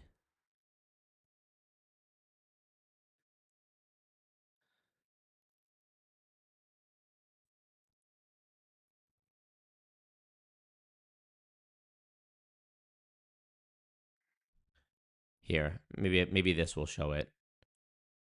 Oh yeah, this is it. I'm actually amazed that I found This it was Corridor Crew. I think this is the one. Let me pull this up for you guys and you can see. is $1 billion. If you used only $1 bills, you could create a cube of cash that is 34 feet high. Clearly, well, it's a lot of money. But as of 2025, there are 3,028 individuals who have a pile of their very own. That's 1,200 more than there were 10 years ago and 247 more than just last year. And many members of this club are worth tens, if not hundreds of billions. In fact, the two richest men together... Make me a billionaire, y'all. Nuna Yobiz 2001 just dropped a bag 20 Canadian dollars and 65 cents. If we don't help our racist king, then there is no hope for getting rid of the Indians. What an out-of-pocket, insane comment. Mr. None of Yo Biz. Who is this? Comes out of nowhere and drops 3 bags on this one stream. None of Yo Biz 2001. Okay. A 25-year-old, obviously. Thank you. I mean, I'll take it. I'll take it. Thank you, my friend. Reborn in the chat. Wagwan Reborn. That's why you aren't a numbers guy, okay? So true. So true, Reborn. Okay. are worth nearly $1 trillion. But Elon Musk still holds the record for the biggest individual pile of US dollars with a staggering $486 billion in December of 2024. December of 2024, a year and a half ago. So imagine what it looks like now. I mean, even if you just had that amount of money, an ungodly amount of money, if you just put that in some sort of like high yield savings account, never mind whatever, I'm sure he has some magical Zionist Illuminati investment fund that regularly gets him above, you know, Nancy Pelosi with the stock options type shit. I'm sure we connect. We connect. Sorry, guy. I don't know what happened. I don't know. It was snowing today, so maybe there's some sort of like interference or like weather interference, or I don't know. Maybe Benjamin Netanyahu's ghost is haunting my stream. But refresh the stream if it cut. Refresh if it cut. Okay. Yes, Johnny Harris has one. Maybe that's the one I was watching. But yeah, you know the movie Brewster's Millions? I'm an old head. I'm an OG. I'm an unk. But it was a movie where the guy, Richard Pryor's character, had to spend $30 million in 30 days, but there was certain rules. Like he couldn't... Here, I'll pull it up.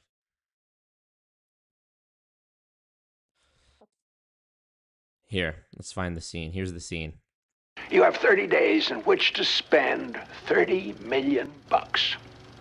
Why isn't it showing? Oh, sorry, because I didn't attach it to the thing here. So, here's my proposition. You have 30 days in which to spend $30 million. If you can do it, you get $300 million. There's gotta be a catch. Of course there's a catch.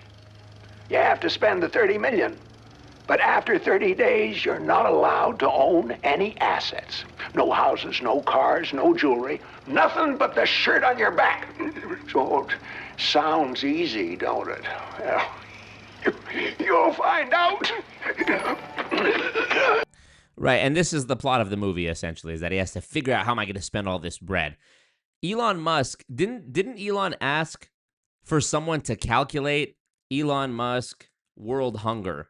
I'm just going to Google that. Okay, this is the Google AI overview. In 2021, in 2021, Elon Musk challenged the UN Food Program to prove how $6.6 billion could solve world hunger, pledging to sell Tesla stock to fund it if a transparent plan was provided. They responded with a proposal to assist 42 million people on the brink of starvation, but debate followed over whether this would solve the crisis or merely temporarily alleviate it. Imagine...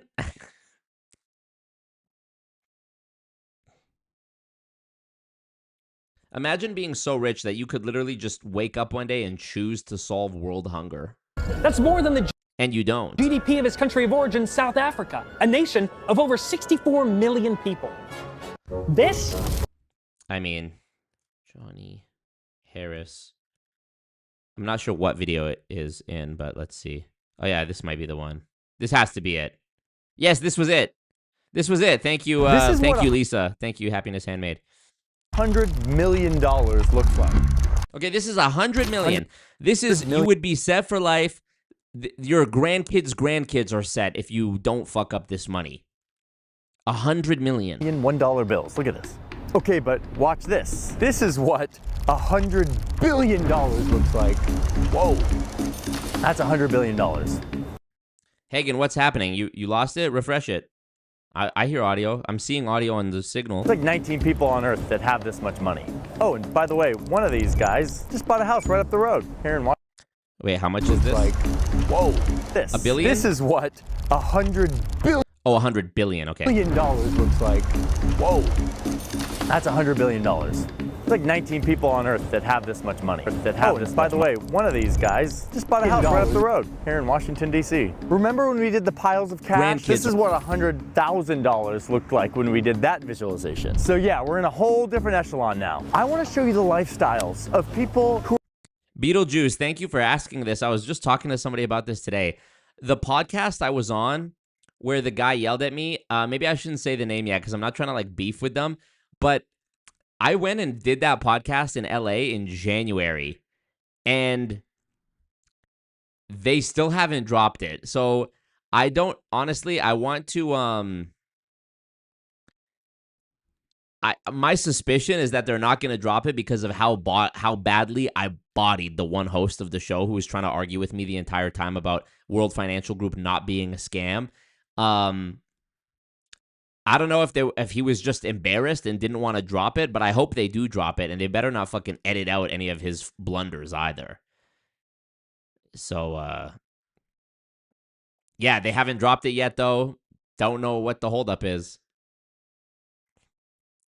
are worth this much money versus this much money. So we've been talking to experts, interviewing people who work with the ultra wealthy to construct real world scenarios of what these people's lives look like, what kind of influence they have in society, to understand what and who they can buy. Oh. Okay, the point was made. They have a lot of money. He's down there. This 3 place might Teslas. even double as like a illegitimate car lot. Like, are they selling a car right now? Grandma's not going to Alpha and Omega, so maybe she can go to Serene Touch Home Healthcare. Oh. Says they're open Monday through Friday, 10 a.m. to 4 p.m. It's 1 p.m. right now. Let's see if they're hiring. Perfect. This one's open. The door literally just opened. Clearly lights off in there. He opens it. There's just like a body there. Hello. And once again, it was completely empty and nobody was there. We went to the next door because it was another hospice. Here we have another location. We got St. Michel, HHCI. St. Michael. Home Healthcare Inc. Hello. This is crazy. Elon. Thank you, none of your biz. I don't want to ask too many questions, none of your biz, because it's none of my biz, but what's goody? No one's here. Hello, sir. How can I help you? Yes. Well, we were originally looking for some hospice for our grandma, and then it turns out that all these locations are hospice and home health care locations, and a lot of these... Looking for hospice for who? Grandma. For Dr. Oz? Yeah, for Dr. Oz. Yeah? Yeah, for our grandma. Yeah? It'd be, for grandma? It'd be pretty good. Dr. Oz to take his grandma and go to the other buildings and find the hospice. You know, this is stupid. You can record me. Why can't I record you? You cannot. Oh, okay. Well, we were looking for Guardian of Angels. Well, did you see? I love when people say you can't record them in public. It's like, what? Yeah, I can. In public, you can. Also, in Canada, we have one-party consent, where as long as you're a member of you're a party to the conversation, you can record it. Any Guardian of Angels on the doors? Nope, but they received and billed $4.8 million. Well, it's their problem. But we do have yours, actually. Mine? Yeah, yours is a KMD, right? Yes. So we do have yours, and there are a lot of these. How many millions did I need? We don't have your official number because it wasn't posted on the CMS website or on their data set. And you're from where? My name's Nick Shirley. They actually made like all this information, the data public for everyone to see what was going on in our country because so much corruption's happening. Yes. But it doesn't look like we could find any of your information from the CMS data set, but we do have you here. So is that concerning that your information wasn't reported to the CMS? What information? To the CMS data set as far as the billing and how much money you guys receive from Medicare and First, you have to research. Oh, that's what we have right here. No. It's a piece of paper. Oh well, we went through all the data sets. If you want to learn, I'll teach you how to get after the crooked people. Okay, help us. We'd love for you to help us. First, you have to research. Like you said the name, and you have a number, right? Yes. Then you come to my office. It's a brand new office, and you don't come to building like this, like FBI guys. Oh, we're gonna get the crooks. Okay, well, can you tell us, for instance, Miracle over there? Yeah, I don't give a fuck about the Miracle. Well, you should because they're. Why not? You should because they're making you people like you who have a real business apparently getting a bad rap. You realize that, right? For instance, they received $1.3 million. They're a shell company. There's nothing in there. It's completely empty, and they received $1.3 million. You should care. What do you mean? If you're in this industry, I'd be pissed if someone was stealing money, making me look bad if they were in my industry. They don't look me bad because I'm not bad. You have anything against my agency? Let's go. Well, we were asking. Put my hands and. We were just asking you questions, sir. Like, how come Miracle Healing Hospice right there? They received $32,000 per beneficiary, yet their building's completely empty. Call the FBI, Department of Justice. I'm just doing my job as a citizen to show people what's happening here in our country. Well, I'm doing because we're my all job paying in a the lot of citizens. money in taxes, and it Me turns too. out a lot of it's just going towards fraud. Well, I'm very happy you're going to catch the fraud people. Honestly. Yeah, me too. But it doesn't look like that. It doesn't. None of your business trying to get in my pants. Elon Musk. Thank you, none of your biz. You are a legend. And yes, we are halfway. Oh, we're halfway there. Woo. Living out of prayer. Streamlabs link is in the chat. Going to Calgary to interview a guy. Doesn't make me bad because some people are doing bad stuff. I love when you interact with people who are like, who are not conspiracy theorists, you know, and they're like, no, they would have stopped that if that was happening or something like that, you know, where like, oh yeah, Jeffrey Epstein, and somebody's like, first of all, do you really think that the blank, blank, blank and the blank, blank, blank and the blank, blank, blank three-letter organization would allow? Yes, I do. Do you really Yes, I do. Yeah, so what's the need for a 1,000% increase in hospice here inside of LA, in California? You're asking me? Yeah, because you're in the industry, so we figured might as well ask you. Like, you obviously found it was a good business to start. You just started yours, right? I started my business in 1997. Okay, great. So how come you're seeing such an increase in hospice care here? Maybe I don't know everybody likes the business. What could I say? I do this from 1997.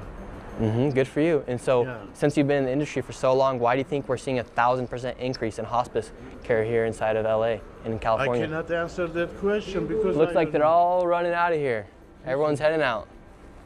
We just got to answer some questions, and why can't? Who's running out? What? Look at all the people scattering out of here. They're all here just a minute ago. It's strange, you know. There's, over 80 people connected to one of these dormant motel rooms with no furniture, and they're, getting $30,000 per person. Ignacio Larios. It's not true, bro. It would have been on the news. Yeah, exactly. Thank you, Ignacio. Appreciate you. Nacho! It's millions of dollars. We come and knock on the door. It's an abandoned shell company. I don't say it's right, and I don't care about those people. Could you just answer the question, what's the need for a 1,000% increase in hospice care here inside of LA, inside of California? He should ask a follow-up question to clarify for this guy. Like, ask, are more people dying? Like, I think Nick Shirley could be he has work to do when it comes to, like, his speaking ability and his thinking on his feet, for sure. You're in the industry, sir. You've known it. You know it better than You're me. asking me? No, I don't. You've been it since 1997. You said. Yeah, but I don't. So what's the need for an increase? Maybe there is a lot of old people already. I don't know what to say. A lot of old people are dying. You listen to Dr. Oz. Let me tell you like this. He's a good doctor. He's a fraud. He sell a lot of medication online. One of them, it's me. I bought. Well, his information comes straight from the federal government, so I trust his more than yours. Let me finish it. I bought his. I don't fuck with Dr. Oz. He had Vima on his show back in the day. Vima, the pyramid scheme. Come on, man. Pills, I gain weight.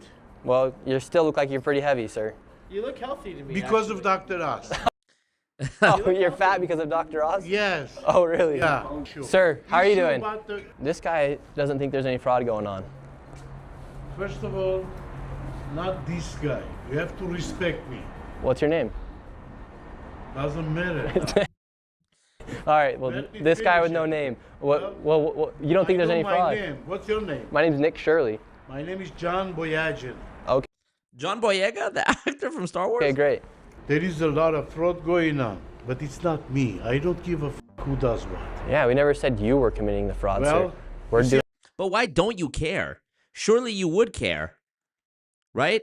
If you could knock out another, dare I say, competitor, even if they're not really competing with you because all of their clients are fake or whatever, or some of their clients are fake, surely, I mean, like, wouldn't you want there to be stricter regulations on who can get funding? Because if people even think that there's rampant fraud going on, that's going to be harder for you to convert clients as well, right? I'm here. I'm here, right? So I'm standing next to you. Do you know where Guardian of Angels Hospice is? I have no idea. No idea. Oh, Angels of Peace. Cool. Hello. Well, could we just ask you guys some questions? We might be able to get you some business. Are you the head honcho here or what? No, you're the head hunter. Get out of from here. Give me my phone. I thought you don't know who these people were, though. Give me my phone. Alrighty. Light Angel. Don't run. Come here. Oh, oh, I'm running. Look at him. What? Come here. I'm right here. I'm right here, sir. I'm here. What's going on? Call 911. For what? Call 911. For what? Sir, we're just asking questions, and if you want to answer them, you can answer them. Call 911. We're just looking for Guardian of Angels Hospice. We're trying to check my you're grandma American into- citizens, Look, right? we're looking for trying to Guardian check of my Angels. grandma into hospice. You're American citizens, right? Of course, are Do you? you see any Guardian of Angels in here? Not yet. We're Then looking. get for out of it. here. That's what we're looking for, sir. There's like 100 doors. This is just one door. Okay, get out of here then. What's your problem with us asking people about simple questions about where our tax dollars are going? I don't. We're asking questions about where our taxes are going. You're not asking, you're harassing people. How are we harassing you people? can't be two guys standing in here as a guardians and you're harassing people. Yeah, because people want to kill me for exposing fraud here in the United States. Why they want to kill you? Fraudsters don't like being exposed. Huh? Why are you raising your voice if you have nothing to hide? Fraudsters don't like being exposed. See, this guy's confusing to me because he's saying to him, why they want to kill you? You're doing a good job.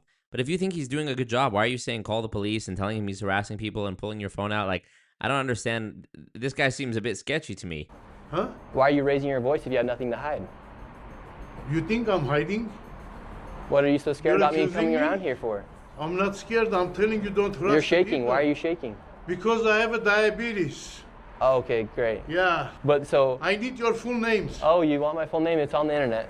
No, I don't go to internet. I'm too old. Oh, okay. What's your full names? Sir, we're just asking you questions about... What's your full names? Oh, we just want They hospice. told you the Guardian of Angels in this building. Guardian It's of right Angels here. To check in my grandma. Go look for it, bro. You see That's any what we're Guardian of doing. Angels? That's what we're doing. I'm And you're getting telling mad you. at us. No, no, you're We going can't to find hold it. the door. We can't find it. I can't find it. So are all Where's the... my grandma gonna go, man? They're taking in millions of dollars. I can't find the place. You know? well, what can I say? What can I Okay, do? well, thank you, sir. Have a good day. So here in this parking lot, you do have some nice cars. You got a Tesla, a nice Mercedes. Yeah, another That seems sus. The luxury cars, that does seem weird. Tesla, a nice Lexus, another Tesla, a really nice Mercedes right here as well. Come on, Ignacio. Call 911. Call 911. Elon Musk. Thank you, my king. Yeah, John Smith, blah, blah, blah, check mark. Work. The goons are putting in that work today. Another Tesla, Audi, really nice cars. A lot of Teslas. A lot of really nice cars for Hospice. Usually must be very lucrative because a lot of these businesses, these doors right here have nothing on them. All the blinds are churned out. In places like Miracle up there, they have received $1.3 million, yet there's absolutely nothing inside. This is what you call welfare maxing. In Rise, you come out, you're welcomed by two nice BMWs, one right here, and inside of there, you have a whole plethora of Mercedes, Teslas, BMWs, you name it. But apparently, there's nothing fishy going on according to them. We then headed to the next hospital.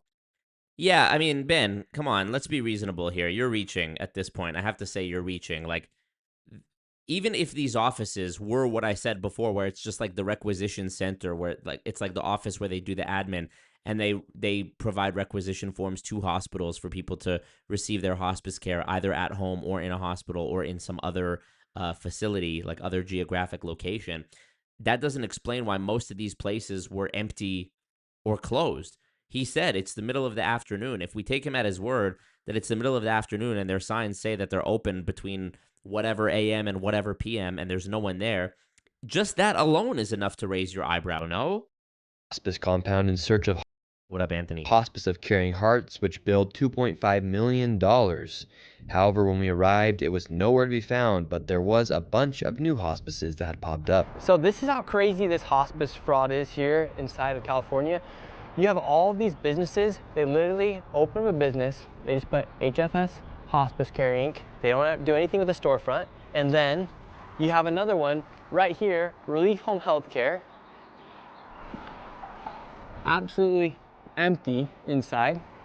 And then you have another one, SKH Home Healthcare. They're just popping up everywhere. So this isn't some random thing that's happening here inside of California and Los Angeles in this Van Nuys area. Quite literally, we've been to 2 locations so far, and they're just popping up these home healthcare, these hospice centers, and they're not even doing anything to try and hide what they're doing. It's 1 p.m. right now. No one's working the front desk. Inside this location as well, you have absolutely nobody inside it. We're just wondering, we're coming through Van Nuys, how come there's so many of these home health care, these hospices that are popping up everywhere? I have no idea. What made you want to start yours? This isn't mine, I just work this. Okay, and how come you think there's such a sudden rise of all these hospices and home health cares? I have no idea, honestly. Pretty lucrative business, or? I wouldn't say like that's that crazy. Because there's a lot of them. Yeah, I know. The same building. That guy was tweaked out. But now on the backside you have Canestro Care Hospice Inc., Studio Care Hospice Inc., El Primero Home Health Care right there. And if you're looking for a massage to take a break from the hospice and everything, you can come right up. No. Yeah. Oh shit, wrong. I pressed the wrong button. Business, or? I wouldn't say like that. That appears to be. And this building right from the hospice and everything, you can come right up here and get some sort of massage. And this building right here is a. I hear you, Anthony. Somebody explain. Same Creating America as well. I know there's other factors, but like somebody explain it, you know? Surely someone can explain that. Perfect example of a dilapidated building that is now being used for a hospice, home health care, and adult. You know, for me, it's hard to hear that because I'm constantly receiving comments and messages being like, well, there's bad MLMs too, but that doesn't mean the entire MLM industry is bad. And my position is that, number one, it's not even an industry, so that's not the correct word to use. It's one massive fraud operation in disguise. But yes, they are all doing that. It is all of them. They are all like that. So, obviously not all hospice is like that, but not all anything in most situations, you know, except MLM. I think it's safe to make a blanket statement about MLM because the underlying thing is essentially a Ponzi scheme with extra steps, allegedly, in my opinion. But, yeah. Luke K says, also from a business perspective, It does not make sense to have so many within the same building. You would not want to be next to the competition. I mean, I don't know. Maybe there's a logical explanation for it, but help me. Daycare. And this is the crazy thing that appears to be happening here in California. You can just start your own hospice. You have Advent Hospice right here. If you want to start your own home healthcare, you can just put up a white piece of paper and stick a logo onto it and say that's your home healthcare company. If you want to start an adult daycare, you can just get a building like this and receive money from the government. That's the crazy thing, is inside this one building, you have an adult day healthcare, you have a hospice, and then you have a home healthcare center operating all in one location. And why are tax dollars going towards all of these buildings? And they're quite literally everywhere. Everyone should be a bit suspicious about what's happening here. Inside of these parking lots too, you'll always find a super nice BMW, Mercedes, you name it, newest Audis. You always find the nicest cars outside of these healthcare and hospice centers. We headed to the next suspicious hospice location, and what do we find? A brand new Mercedes. Everywhere we go in this video, going around these hospice and home healthcare centers, there is a nice Mercedes or BMW. We have all-day hospice care, Health Elect Care, you have Edom. Yeah, Creating America, that's true. Is LA or California one of those places where you have to have a physical office? If that's the case, and these offices for these hospice centers have been set up just for that express purpose, it would make sense that they're in this sort of rundown, empty motel-looking type place because they're just trying to get the cheapest office possible to meet the requirement. But is that the case? Hospice, Lacar, home health, and even back here, this is just one floor inside this. Like perhaps, yeah, but that's interesting. Perhaps Nick Shirley is taking advantage of the fact that most people have no idea how real hospice businesses work to make it look like it's bad. That, you know, in a video he would show a rundown looking motel, empty motel, and people would just go, oh yeah, that's sus. That's not the doctor's office that I'm familiar with. But, I mean, is that the case?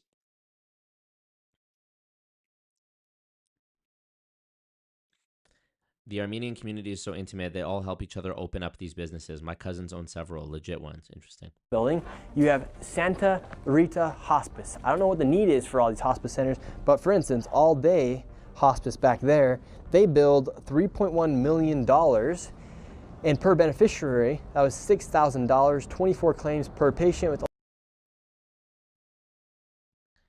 $6,000 per beneficiary doesn't seem crazy. 24 claims per patient. Okay. Maybe the claims, I mean, that seems high, but maybe each thing that you're trying to get subsidized is a claim. So like, is a bottle of water a claim? Is a vial of painkillers a claim? only 2 codes, which means 2 services and over 500 patients. And they started billing in April 2023 and accumulated $3.1 million in 19 months. So maybe if you want to get rich here inside the United States, come to LA, open up a hospice, because there's 1,000% increase in hospices opening up here inside of California, and you can go ahead and become a millionaire. Could you just answer, for instance, we have... Well, again, Alex, my devil's advocate answer to that is that the reason that might have an office and no medical supplies, Alex asks, why would you have an office and no medical supplies or storage at all? Well, perhaps they're basically just a middleman, right? Like, they're responsible for filling out the paperwork that says to the customer, okay, here's the hospice care you're applying for or whatever, and then sending that information off to the government so that the hospital or the actual care provider themselves don't have to do it. And then they just provide the requisition form to the client, who takes it to the hospital and says, here, you know, I'm guessing, I'm trying to be courteous to the hospice centers here. He should go visit the actual facilities, not the admin buildings. Okay, so that would tell me then that these are just admin buildings and that there is another location that's for the actual places. Is that the case, though? I'm asking. Amway Hospice Care, yeah. Some information right here that there is $6,000 per beneficiary and 24 claims per patient with only 2 codes. Can you give us any explanation? Okay, yeah, we just want to make sure, if you want anything to clarify, anything. No. Okay. For this video, we really do want to give each and every single person the opportunity to answer just quite literally the facts. All this information is coming straight from the public databases. And if they refuse to answer simple questions about businesses they're operating, I think that says a lot about what's going on behind the scenes. Now we are here outside of Healthy Life. Not the Poly Market hoodie. Adult daycare. This place, over the past few years, has billed $19.8 million alone. Now let's go see if... Yeah, maybe someone did explain that it's a simple misunderstanding and Nick Shirley just cut that out of the video to try to push an agenda. I don't know. We don't know, as Patrick Bet-David would say. If you go down the street a little further, you can see the actual facilities. Interesting, says Anthony. I can enroll my grandma because she needs some daycare. And this right here is the entrance of a building that's received over $19 million. So this is the location that's received over $19 million. Kind of crazy, right? They say that right here, right now we're here at 1:30. No adults are here. I wouldn't doubt that adults do come, but $19 million. It's kind of like North Korea. It's like everything's set up, but there's no people. It's like for a show almost. No, nobody's here already. You have to come back tomorrow. And could we get like a brochure to enroll our grandma into this location? I don't have anything. Can anyone give us a brochure? Angela, does somebody has information about here? Don't think it's enough to say it's fraudulent because you do see that it is operating. There were people working inside there. But the fact that there's just businesses like these popping around everywhere, and this is what they look like outside of a location that receives $19 million over the past few years, yet the building looks completely almost dismantled out here. And look, all they have to say that they are an adult day healthcare is that sign that says ADHC. And there was some people working inside of it. We have the phone number right here. Darren's gonna go ahead and give him a phone call and see if somebody Who the fuck is Darren? from inside answers. Yes, that's the case. Okay, good to know. Thank you for that. There are people inside right now. The phone's just ringing. You can leave a message after the tone. This mailbox is full. There you have it. They don't even have an inbox available to take in a voicemail. What do you mean? They did not have an inbox. It said it was full. And another thing to take note of is Gavin Newsom right now on Poly Market. He is the leading... Okay, now Nick Shirley, you lost me. I just talked about this in my recent stream about why is gambling everywhere. Poly Market is not news. Poly Market is not analysis. This is speculation. This is gambling, in my opinion. Gavin Newsom on Poly Market. Nominee for the Democrats come 2028. All this fraud taking place, all this waste. This is a Poly Market ad in the video, disguised as somehow a relevant angle to report on. Taking place. Nobody really knows what's going on. I mean, look at this place. This adult daycare received $19 million, has billed the state of California over $19 million over the past few years.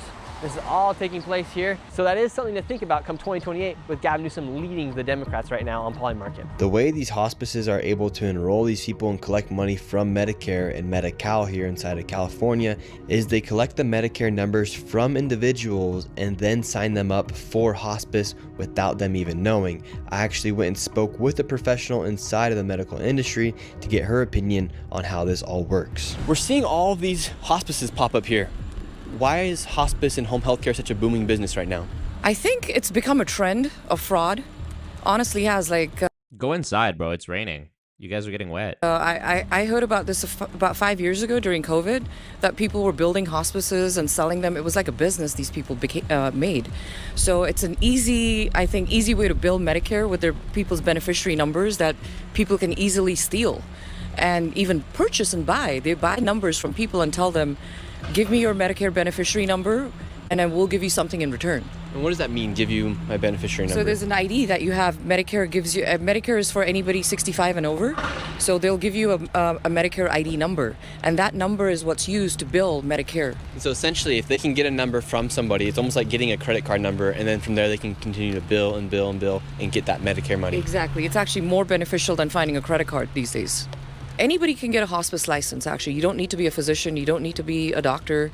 You can apply and get a hospice license in the state of California. They bill, they take the Medicare numbers, they bill Medicare, the Medicare sends them a check right away. It's an easy process. So an old person might be a bit naive to giving somebody their Medicare number, Yes. and without them even knowing, that's more valuable than giving them their credit card number. Correct. In fact, in LA, there's locations that will teach you how to open up your own hospice center. So I went there with a potential business partner to try and become a multi-millionaire in hospice. We know that hospice is a very lucrative business, so I have joined a business partner right here. His name's Darren, and we're here outside the Hospice Consultants, and we would like to start our own hospice today. We're just two young men who want to become millionaires here inside the United States, and it seems like the only way to do it nowadays is by committing fraud. So we're gonna go in and see if we can start our own hospice. Are you guys the Hospice Consultants? Yes. Oh, can we talk to you guys? About? I want to open my hospice. You want to open a hospice? Yeah. Okay, what was your name? My name's Nick, but I want to open up a hospice. I understand, but we don't take care of that. Can I get some information? Do you want a number? Yeah, or give me a flyer or something.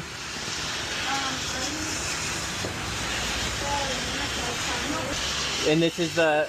Wait, if they don't handle that, what did they do? A hospice consultant. Yes. No, only hospice and home health. All right, so they say they're open right now. They won't let us into the lobby. This is no way to conduct business. We are two entrepreneurs trying to open up our own hospice. Soaked to the bone right now. We were denied service by the potential fraudsters, and as we were leaving, one of the fraudsters started to leave from the back in a $200,000 Maybach. And we have a Mercedes-Benz driving out. Where can we open a hospice at? We'd like to open up a hospice. Get a Maybach just like you. So is this how I can get a Maybach by opening up my own hospice? Now, after seeing all the wealth that is being created from these hospice centers, I headed back to the original location where we found over 15 hospices in one plaza. I wanted to make sure it wasn't a fluke that Armenian mafia members were running the show and that there weren't just randomly $100,000 cars the day I went by. And this time, it was even worse. Sir, how are you? Good.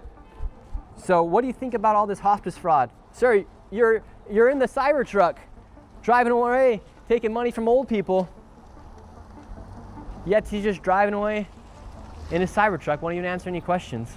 Let's see, we have another rich person as well that's getting rich off this hospital. Anthony says the home health is largely mobile wound care, and I can confirm there's overbilling happening. Making money on Polymarket, yeah. Who cares about the daycares? He should expose the burger barons. So true, legend. Maybe call the customers, go to door to door, ask people, do you know about this service? Have you had access to it? Maybe if nobody responds, you might have an argument. Some of these immigrant facilities have some of these daycare facilities have hundreds of immigrant grandmas and grandpas sitting in them. It's an easy way to make money, but it's still legit. Okay, interesting. These are billing offices. Okay. I'm going to keep it running. I just have to run and piss real quick, but I'll keep it playing from my phone so that I don't miss anything. This guy's leaving as well. So the two people that walked out of Holy Angels, they're in a brand new Cybertruck and a new BMW. How lucrative of a business is hospice? I'm seeing a Cybertruck, here in a nice BMW. It's good? Yeah, because it looks like, for instance, Guardian of Angels, that used to be here, $4.8 million they billed the state of California. And how many clients do you guys have? Brother, do you have a badge? Do I need to answer your question? I'm just curious. It's not mine. I just work. Yeah. You must be getting paid pretty well, right? Bro, this is my parents, bro. Do your parents run the hospice? They don't work.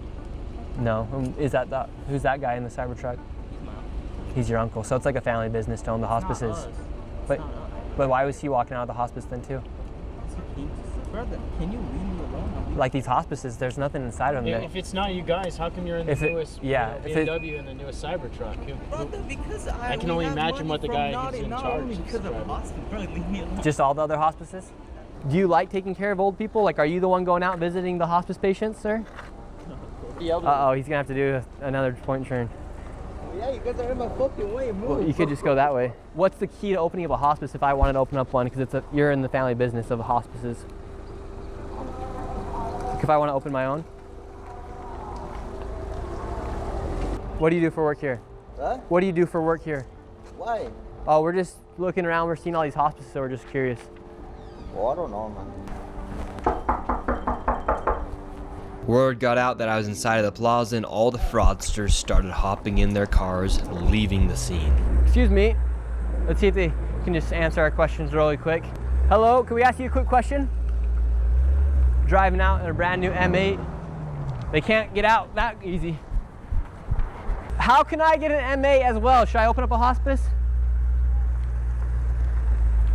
We're driving out in a brand new M8 BMW M8 competition. Listen to this thing. This is the sound of hospice money.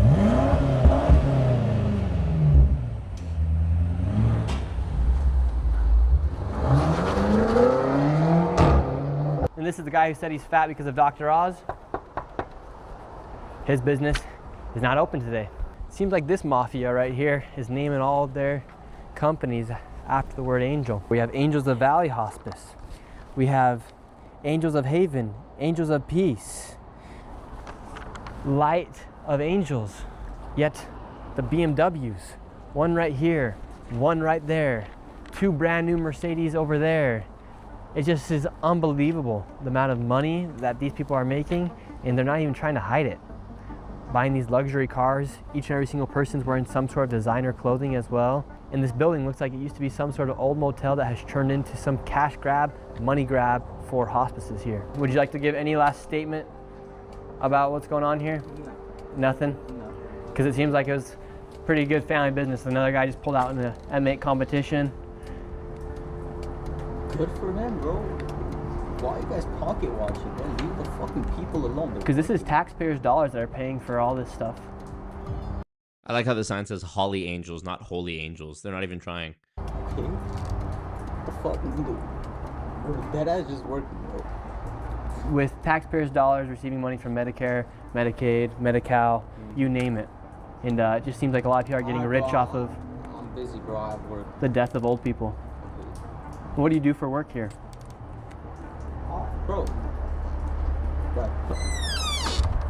It's sad to think about it. Here in the United States, we're literally being defrauded by people who are taking advantage of old people, young people in daycares, disabled people with autism clinics, and no one's doing anything to stop it. So I think it's time we stand up to these fraudsters and tell them, let them know, you are stealing from everyday American citizens.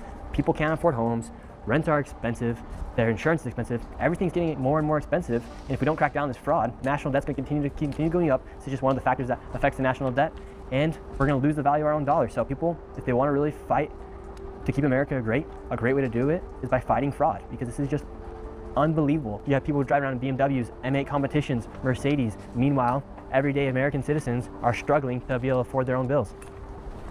I thought this video was going to be more like him going through the data and really explaining. A lot of this seemed to be like time wasted with confrontations, like with that other gentleman who was recording him and giving him a hard time. Interesting. Here's the one in my Discord as well from CBS News 5 days ago. Okay, let's see. This was what we refer to as ground zero. That building is considered ground zero because it just was so blatant. Hospice patient advocate Sheila Clark has been raising an alarm on this one building in LA for years. This building, our investigation found, is home to 89 registered hospice companies. It's called the Merabi Professional Medical Plaza, and it's the most extreme case of hospice clustering that we found. And this particular building, I noticed, I'm like, dang, how can there be that many licensed and certified hospices in this tiny little building? We went to the Van Nuys address to find out what's going on. We're going to try to go in and see what we can find. Here's the directory. Hospice, Home Health Agency, hospice. Can you come back? Just looking at this directory, you can see dozens of hospice agencies coming up. The state and federal records for hospice agencies tell you a lot. State auditors have identified warning signs when they're looking for fraud, like multiple hospice offices packed into one building, or caretakers whose patients who are supposedly at death's door are discharged alive. According to our analysis, 72 of the 89 registered hospices in Merabi Plaza have at least 3 of those potential warning signs. This isn't possible.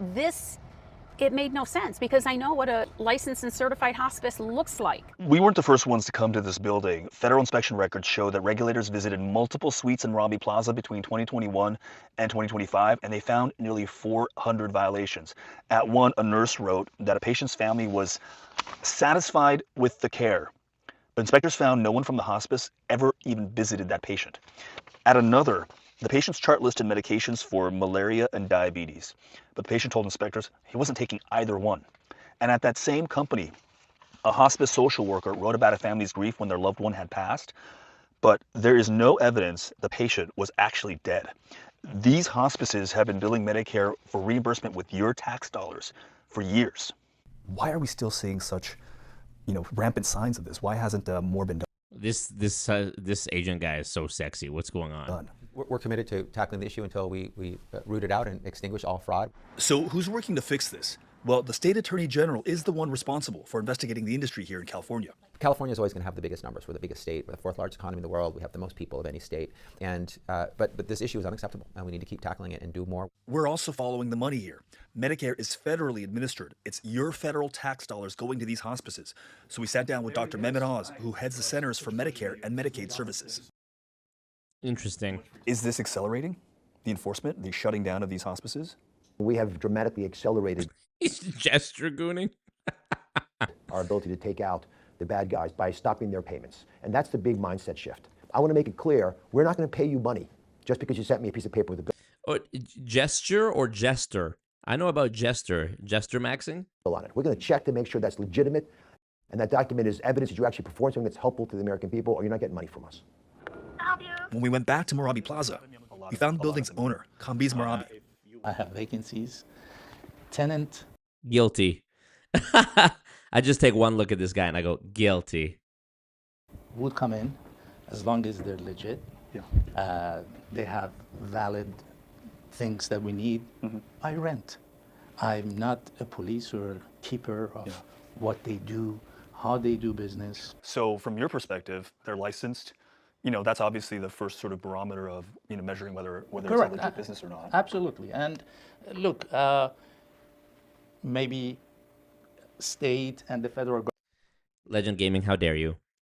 Legend Gaming hasn't paid goon tax in a year and is saying that this guy's more handsome than me. This guy's trying to throw his mod chip away. Government, it's becoming restrict on many businesses and Middle Eastern Chevy Chase. And I'm all for it because at the end of the day, you and I are paying for all those things that are not right. Marabi wouldn't let us walk the halls on our own to talk with hospice employees, but told us this about any possible fraud. If you learn of hospices in your building, this about any... Look at how tight his pants are, especially near the bottom. This guy, the owner. Possible. Something's fraud. off. Those are guilty. That's a guilty level of tightness. If you learn of hospices in your building that are accused of fraud, I would immediately you would get rid of terminate. them. Okay. Yes. But that hasn't happened yet. No, no one has ever come to me tell me that, okay, this or that is doing fraud. Huh. What was the video Dr. Oz did? Dr. Oz fraud. Didn't he do like a Nick Shirley type thing where he drove around? Yeah, what is this? Shows chilling evidence of fraud. Where was that video where he like spins around and... Okay, yeah, Dr. Oz, Armenian. Is Dr. Oz... Who are the ones the Armenians beef with? The Serbians and the Bosnians. Armenians and... Who do they beef with? I'm going to see what Dr. Oz's background is. He is a Turkish. Oh, yeah, Turkish. Turkish. No, it's the Greeks and the Turks that don't like each other, right?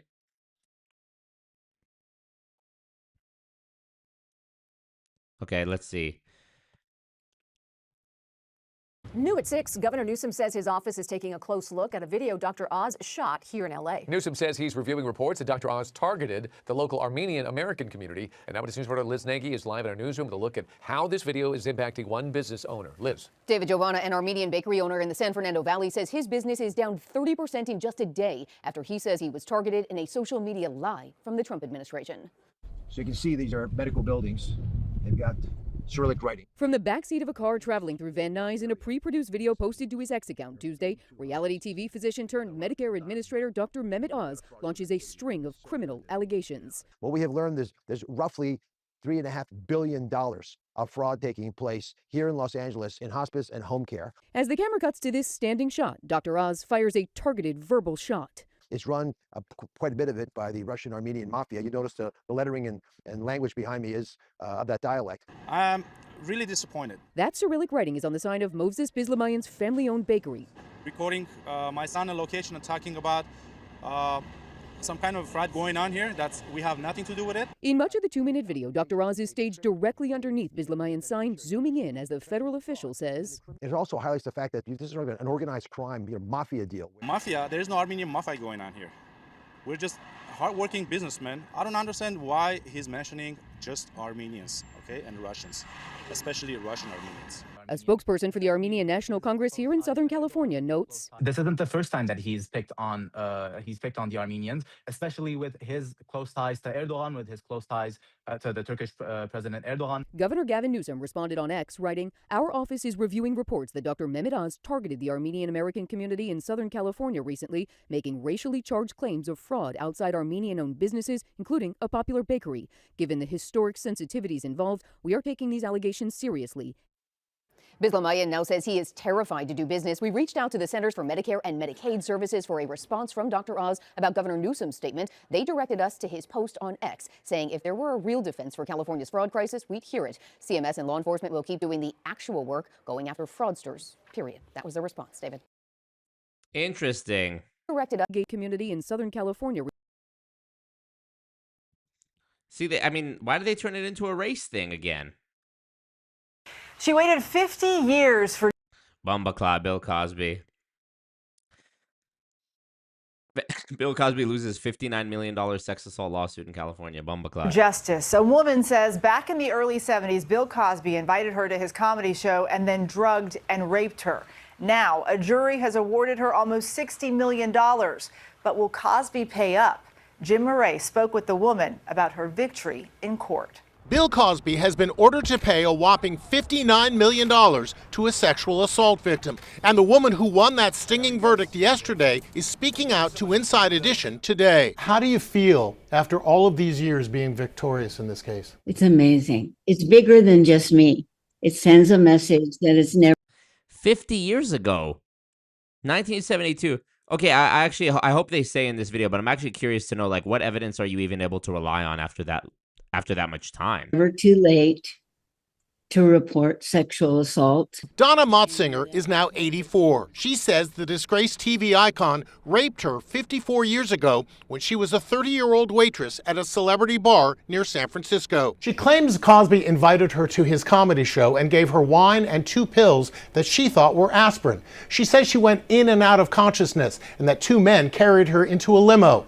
When she woke up hours later at her home, she says she was wearing only her underwear and realized immediately that she had been raped. It'll never go away. That kind of thing never goes away. I do have closure and I did get justice, but it's ongoing that a lot of women are suffering like I did. Cosby is now 88 and reportedly blind and infirm and rarely leaves his home in Pennsylvania. He did not testify at the civil trial in LA, but gave a deposition. When you went on the date with Miss Motzinger, did you want to have sex with her? Yes. Are you denying that you had sex with Miss Motzinger in 1972? I don't remember having sex with her. He's been forced to sell one Manhattan townhouse and another is for sale for $7 million. Damn. But his net worth is still estimated to be $128 million. We are going to go to the ends of the earth to make sure Bill Cosby pays every penny because that's what Miss Motzinger deserves, justice. In 2018, Cosby was sentenced to 10 years in prison for indecently assaulting Andrea Constant, an executive at Temple University in Philadelphia. All these women testified against him, but his conviction was overturned on appeal and he was released after serving 3 years. Damn. I mean, they're just going to appeal this civil case as well, aren't they? How old is Bill Cosby? 200 fucking years old? Let me Google how old Bill Cosby is. Bill Cosby age. 88 years old. Watch, they're going to appeal this civil judgment that's ordering him to pay $19 million or whatever. And they're going to, or $59 million. I don't know how much they're actually ordering him to pay. But yeah, they're, I would think that they're going to appeal this too. And by the time it gets to the end, he's dead and I don't know. He thought the saga was over the day he was freed, but it sure hasn't turned out that way. And I just felt like it was the right thing to do. More than 60 women have accused Cosby of sexual assault. He has denied any wrongdoing.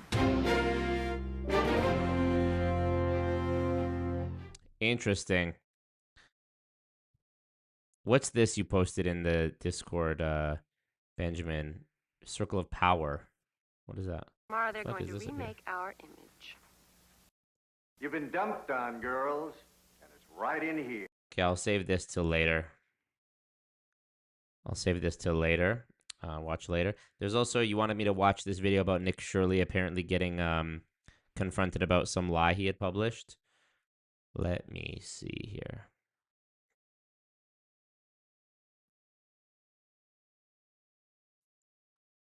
It was in the Discord one. Sorry, I closed it.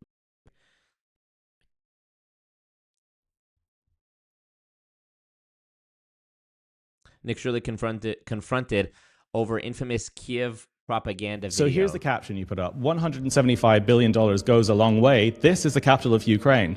You're giving me all this great context. Where's the context in that tweet? Yeah, if you go look at all the other tweets I put out, there's a lot of context as well. Oh, so that's backtracking because you had a massive amount of backlash from Ukrainians, rightfully. But why didn't you put that in the original tweet?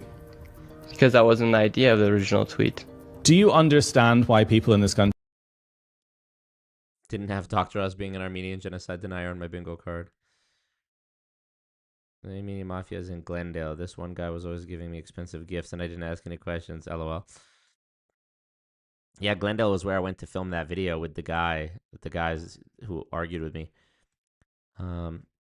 Jeff Miller retracting messages. Oh, that's sussy. are pretty pissed off with you? One post does not define everything. Oh, it's Circle of Magic. Circle of Power is about holiday magic. Okay, love that. Thing I did while I was in Ukraine. Oh, why isn't it showing me the why isn't it showing the proper page here? There's a glitch. Hold on. Something's glitchy. Motherfucker. Stupid fucking piece of shit. Guys, don't have unrealistic expectations. If you purchase a laptop for 6,000 fucking Canadian dollars, make sure you don't expect that it's going to work properly, right? Because you're being greedy. Don't just expect that the world's going to be handed to you because you spent $6,000 on a computer. Make sure you know.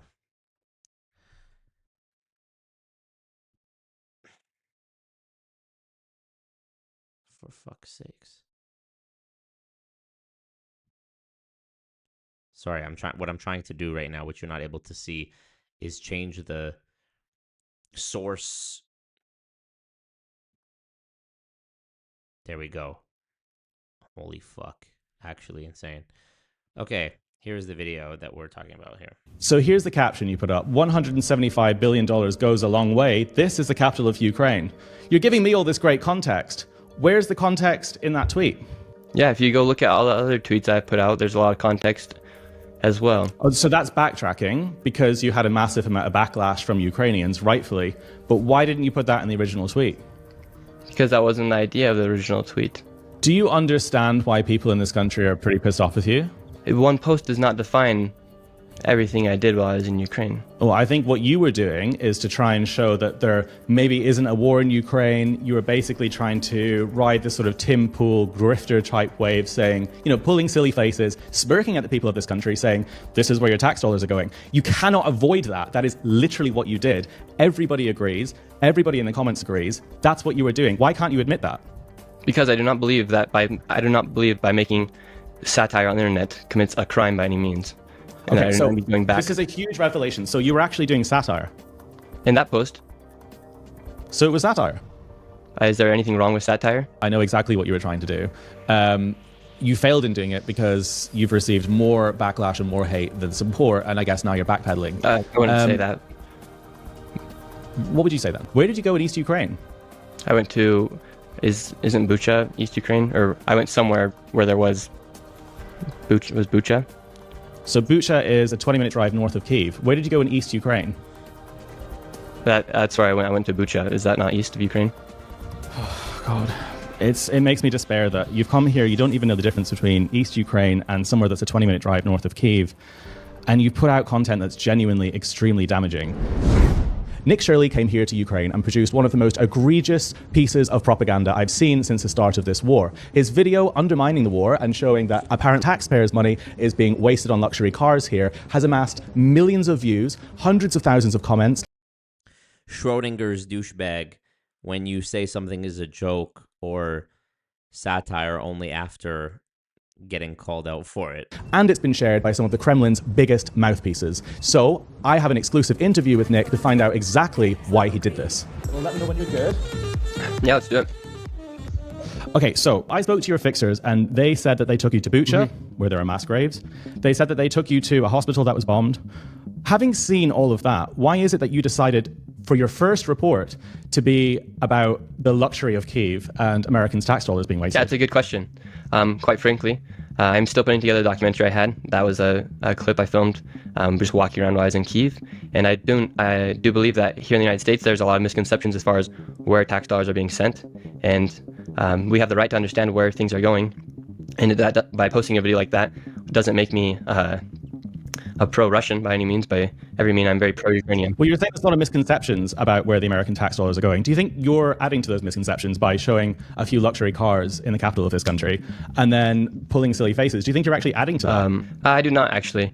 I think a lot of the times and a lot of the things that we do see in the United States, I think there are a lot of misconceptions that we see from the United States. And by putting a video out like that is just showing people that as the war is still going on, people are still living a somewhat normal life there in Ukraine. And people have the right to see what's actually happening in Ukraine. So why didn't you put that in the caption? Why did you just upload it with a caption saying this is where your tax dollars are going? Why didn't you add the context you're giving me now? As far as what context? Well, now you're basically telling me you uploaded that video because you wanted to show the world that life carries on as normal in Ukraine. But you didn't say that in the caption or the description of the video on TikTok, Instagram, or Twitter that you uploaded. So why are you only giving me this context, and why didn't you include that in the tweets? I have included that in the tweets as well. But in that first video I put, as you know how the internet works, a one-liner often goes a lot farther than paragraphs. Yeah, but you made that a one-liner. Yeah, I know. So you're saying I know how the internet works, but you're actually contributing to that. As far as what? So here's the caption you put up. $175 billion goes a long way. This is the capital of Ukraine. You're giving me all this great context. Where's the context in that tweet? Yeah, if you go look at all the other tweets I put out, there's a lot of context as well. Oh, so that's backtracking because you had a massive amount of backlash from Ukrainians, rightfully. But why didn't you put that in the original tweet? Because that wasn't the idea of the original tweet. What was the idea of the original tweet? To show that what is happening in Ukraine and to show that people are still living a somewhat normal life in certain areas such as Kyiv. Well, I think what you were doing is to try and show that there maybe isn't a war in Ukraine. You were basically trying to ride this sort of Tim Pool grifter type wave saying, pulling silly faces, smirking at the people of this country saying, this is where your tax dollars are going. You cannot avoid that. That is literally what you did. Everybody agrees. Everybody in the comments agrees. That's what you were doing. Why can't you admit that? Because I do not believe by making satire on the internet commits a crime by any means. And Okay, so going back. This is a huge revelation. So you were actually doing satire? In that post. So it was satire? Is there anything wrong with satire? Okay, so you're telling me now that this was a joke and it's... He shouldn't have said it was...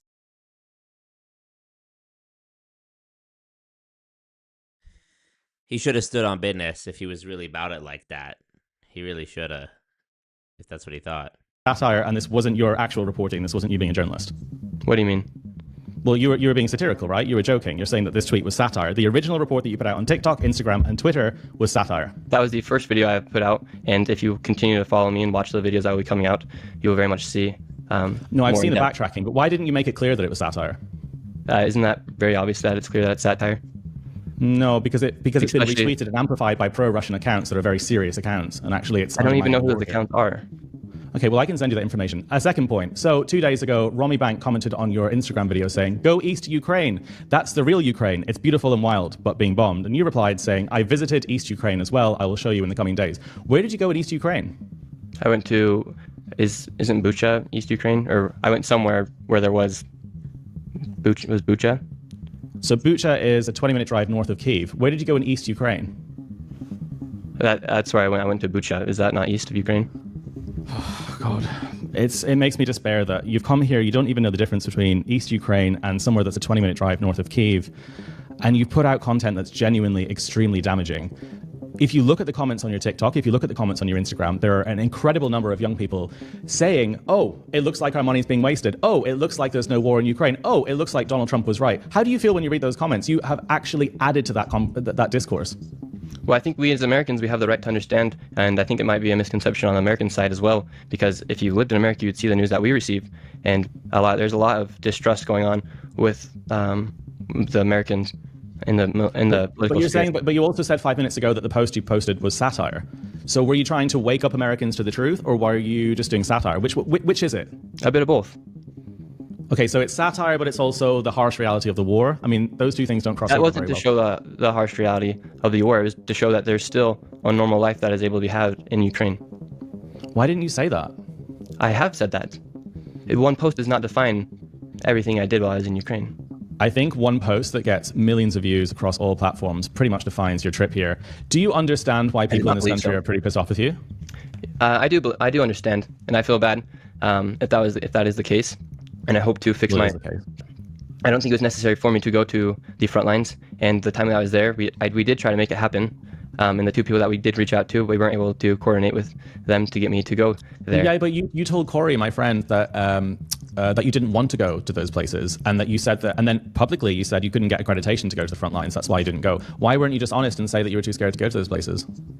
That's not the truth, because I did talk with people about potentially going there. And when I got there the first day in Ukraine, I was then informed that if I were to even want to go there, I would need to get a press release.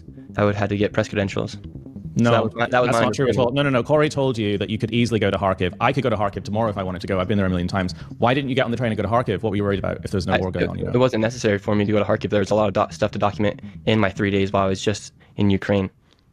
Okay, well, it seems like all you documented since you came to this country is the nice area of Kyiv, the nice cars in Kyiv, and you've undermined the war. If you're genuinely sorry, you've just apologized for what you've done. You've also just said that it was satire and not real reporting. That video was satire. Yeah, okay, so why don't you delete that video? Because it's being misconstrued and it's being used by Russian propagandists. Why don't you delete it now? It's influencing hundreds of thousands of people all the time, putting people's lives in danger in this country. If I were to delete it, it would... there's no point in deleting that video. The damage, if there has been damage, is already done. Okay, well, at least you're acknowledging that the damage has been done and that it's been an incredibly damaging video. I know exactly what you were trying to do.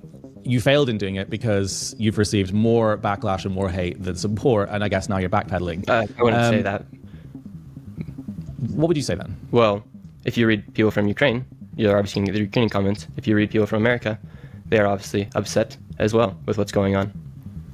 How do you think they have a right to be upset? Yeah, we do actually. How so? Because there are millions of dollars, billions of dollars. People are here in the United States as well suffering. And when they see on the news that billions of dollars is getting spent in other countries where most people have never visited, people get upset. Imagine if you made X amount of money and you paid X amount of money in taxes, and then you see that billions of dollars being sent to another country. It would make you upset. Yeah, imagine if your brother had his hands tied behind his back in boot show and was shot at the back of the head, and then some 25-year-old kid turns up a year later and says that none of it happened. How would you feel about that? I didn't say that by any means, and you'll see that. So by you making... Yeah, well, you insinuated that the crimes that have happened in this country are, a waste of American taxpayers' dollars to support, and that basically everything's fine in Kyiv. Right? Look, you posted a video of people partying in the streets of Kyiv of nice cars, right? You're undermining the war. You're making it seem like there's nothing wrong happening in Ukraine. You're making it seem like this country is fine, right? That's what you were doing. That's not true. And if you follow me, you'll see the other videos I posted from Ukraine so far. I believe I've only posted 3 videos from Ukraine so far. If you go watch the full video I made on YouTube of me asking people about what they think about U.S. politics, that was one of the videos I wanted to go film there, and that is what I saw. And if you go read the comments in there, it's very interesting to read those comments as well from people both from America. It's so nice to hear all this context that you're giving me right now. Well, it's amazing. But why were reporting? Where is your film? Where is your film? Where is your original film? The first film that everyone has seen from you in this country is a film undermining the war. Where is the film? Where is it coming out? You'll see it on Sunday. Okay. And for you to also go in on your platforms and not even acknowledge the other videos I've made or the other statements that were out before you released your video are also, it's very wrong of you to do as well. I don't need to do that. I think it's very obvious who you are and what you're doing and what you've done to the reputation of Ukraine, and I don't think it needs any more context. Just like the fact you omitted context from your video that was apparently satire undermining the war. I don't think I needed the context to include your input in the report I made about you. Is there anything wrong with satire? If it is 2 weeks or 2 months before an election in the US that is live or die for this country, and you are making it seem like there isn't a war here, there is something deeply wrong with what you did. I do not believe so. And anything, well, you're morally bankrupt. Do what you want. I'm But not this morally is- this has bankrupt. been- And if anything, I'm curious, who do you think would be best for the United States or for Ukraine to win the election? I'm not being interviewed by you right now. You're being interviewed by me. I This is just, for my I just asked channel. you a question. Yeah, but this isn't your show, so this isn't something I'm going to answer. And it doesn't really matter. None of this has actually got anything to do with what's happened. You have put out basically Russian propaganda, and No. I'm just trying to figure out whether you were paid by the I'm Russians not. or whether you were just used by them. I'm not. And for you to say that is very dangerous for my life and for the life of my family. So I would really appreciate if you would retract those claims because they are 100% false. I'm 100% independent. I pay for everything on my own, and I have no ties with any Russian. Sure. I think the people that are actually in danger right now, the people whose lives are in danger, are the people in this country from the Russians who are sharing your video. So good luck with that. That is very true, that there are many people's lives at stake, and this war does need to end as soon as possible.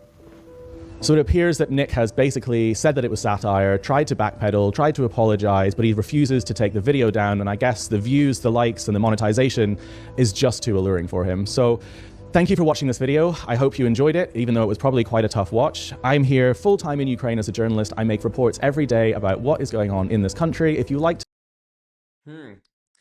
Very interesting. I mean, Nick Shirley obviously took the L on this.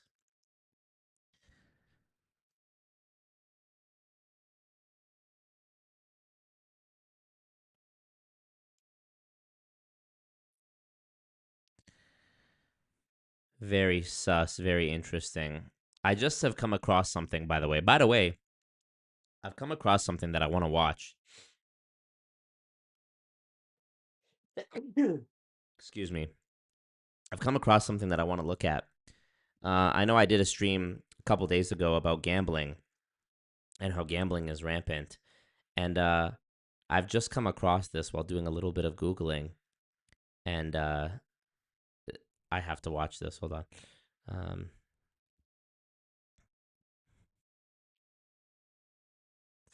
reading your comments here real quick. Appreciate you. My name Jeff. Thank you.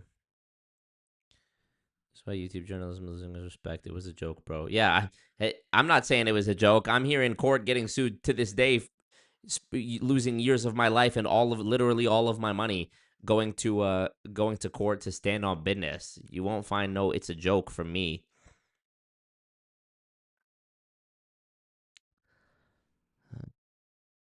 He did get bodied.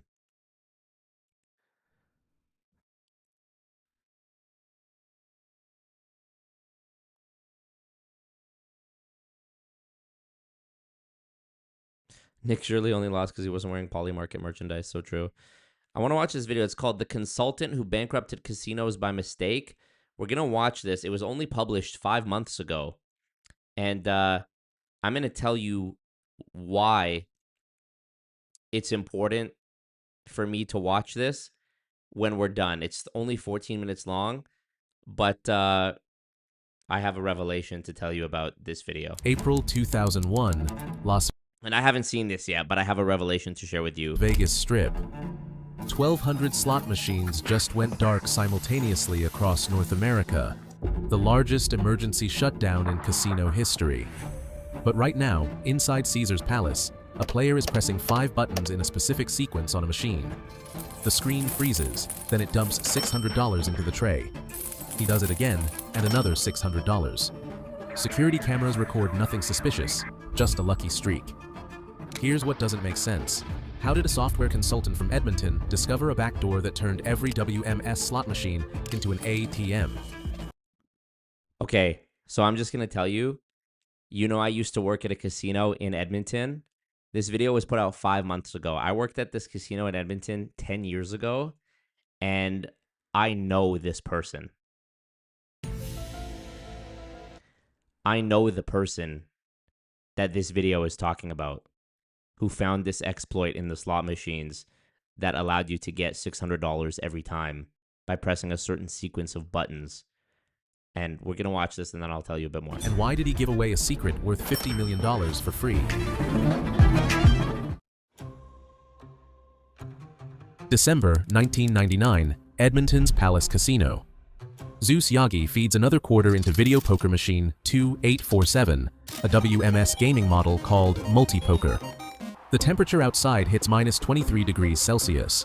Inside, warm bodies cluster around slot machines, their faces This video is obviously AI, but lit blue by LCD screens.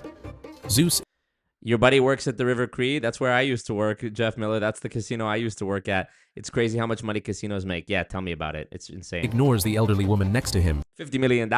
Who just hit triple cherries. He's not gambling, he's hunting. For 3 hours, Zeus has been executing what he calls field intrusion testing, the same methodology hackers use to probe networks, applied to physical machines. Press deal, double the bet mid-hand, hit max bet during the shuffle animation, then cancel and repeat with different timing. Most sequences do nothing. Then he discovers it. Double the bet, wait for the credit counter to tick, hit draw at the exact millisecond the last credit registers. The screen freezes for 0.3 seconds, and then the machine dumps its maximum payout, $600, directly into the tray. Zeus runs the sequence 12 more times over the next hour. The machine pays out $7,200 total before he stops. No alarm sound, and no security arrives. The casino's eye-in-the-sky cameras record a man winning at video poker.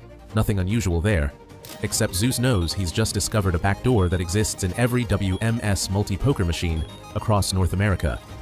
There are 8,000 of these machines currently operating. At $600 per exploit, that's $4.8 million sitting unguarded. How many people would Zeus tell? And what price would he demand for his silence? On December 14, 1999, he walks into the offices of the Alberta Gaming and Liquor Commission, carrying a briefcase and a proposition. The regulators, 5 men in suits who control the province's $1.2 billion gaming industry, gather in Testing Lab 3. Zeus powers up their WMS multi-poker test unit, machine with the serial number AG4471. Watch the credit counter, Zeus. Easy, because no hand payout at $600. Exactly. This is like $600 was the highest payout of that machine, meaning it's probably a penny slot.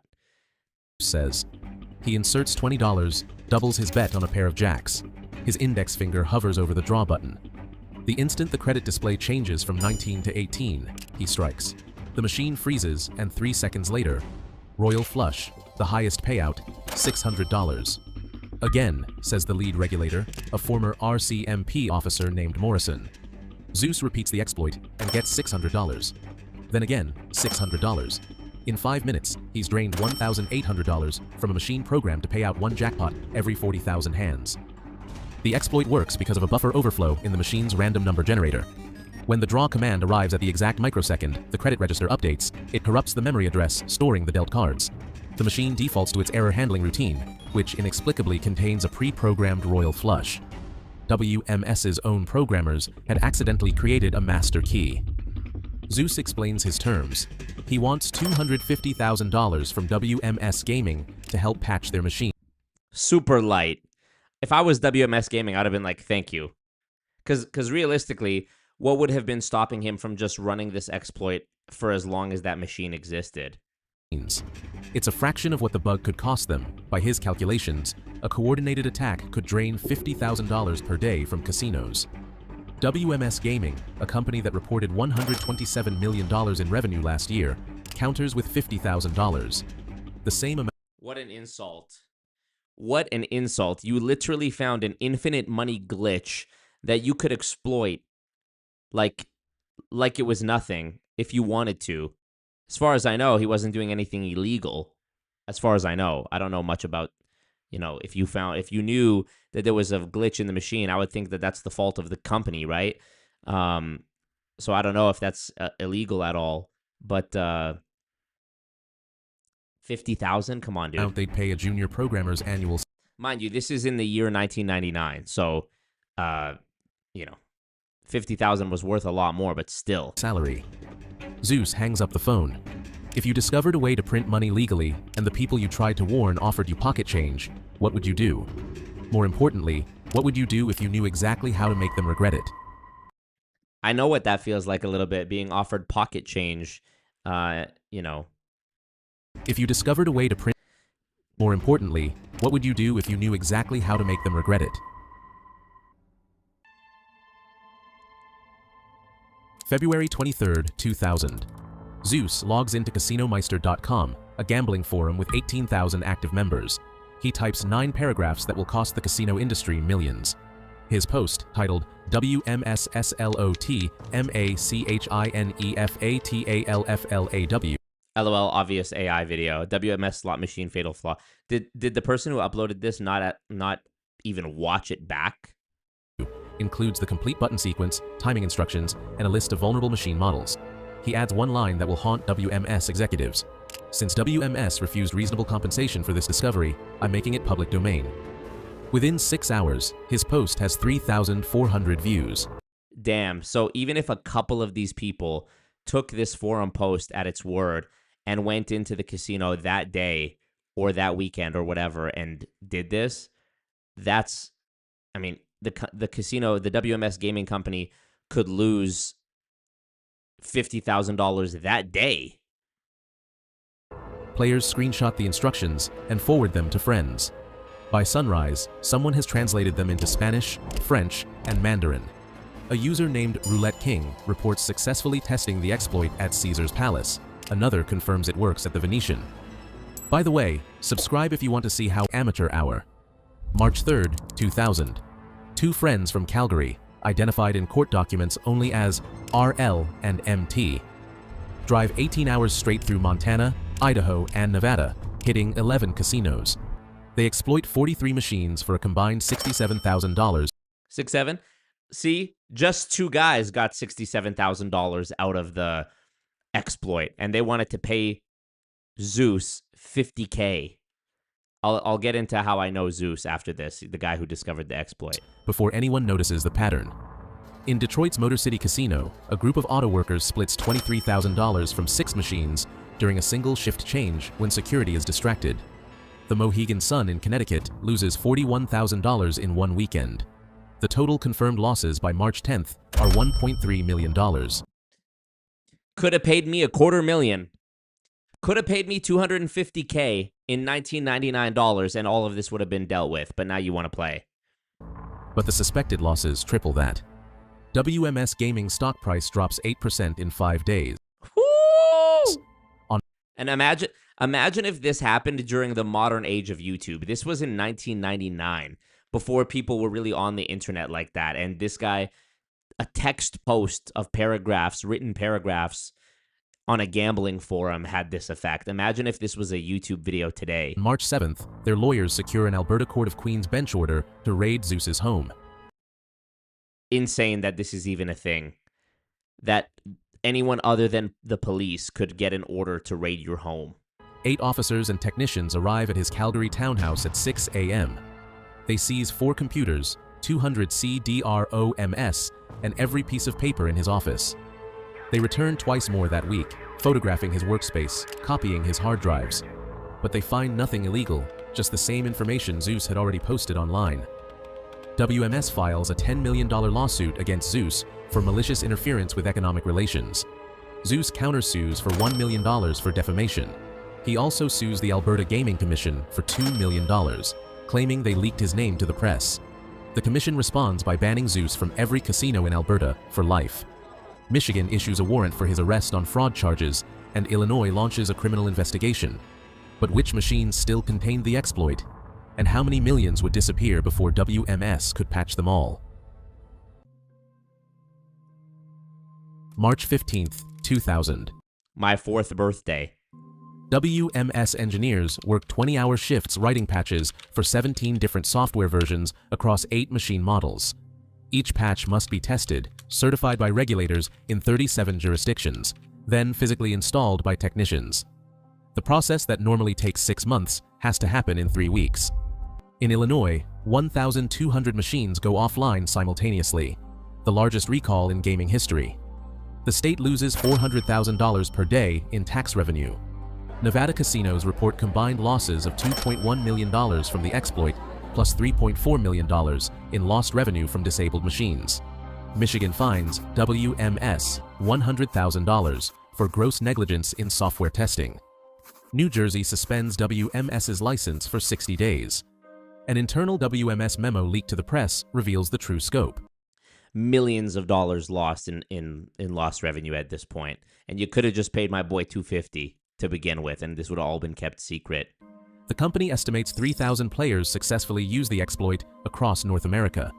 They put total losses at $8 to $12 million, though insurance covers only $3 million.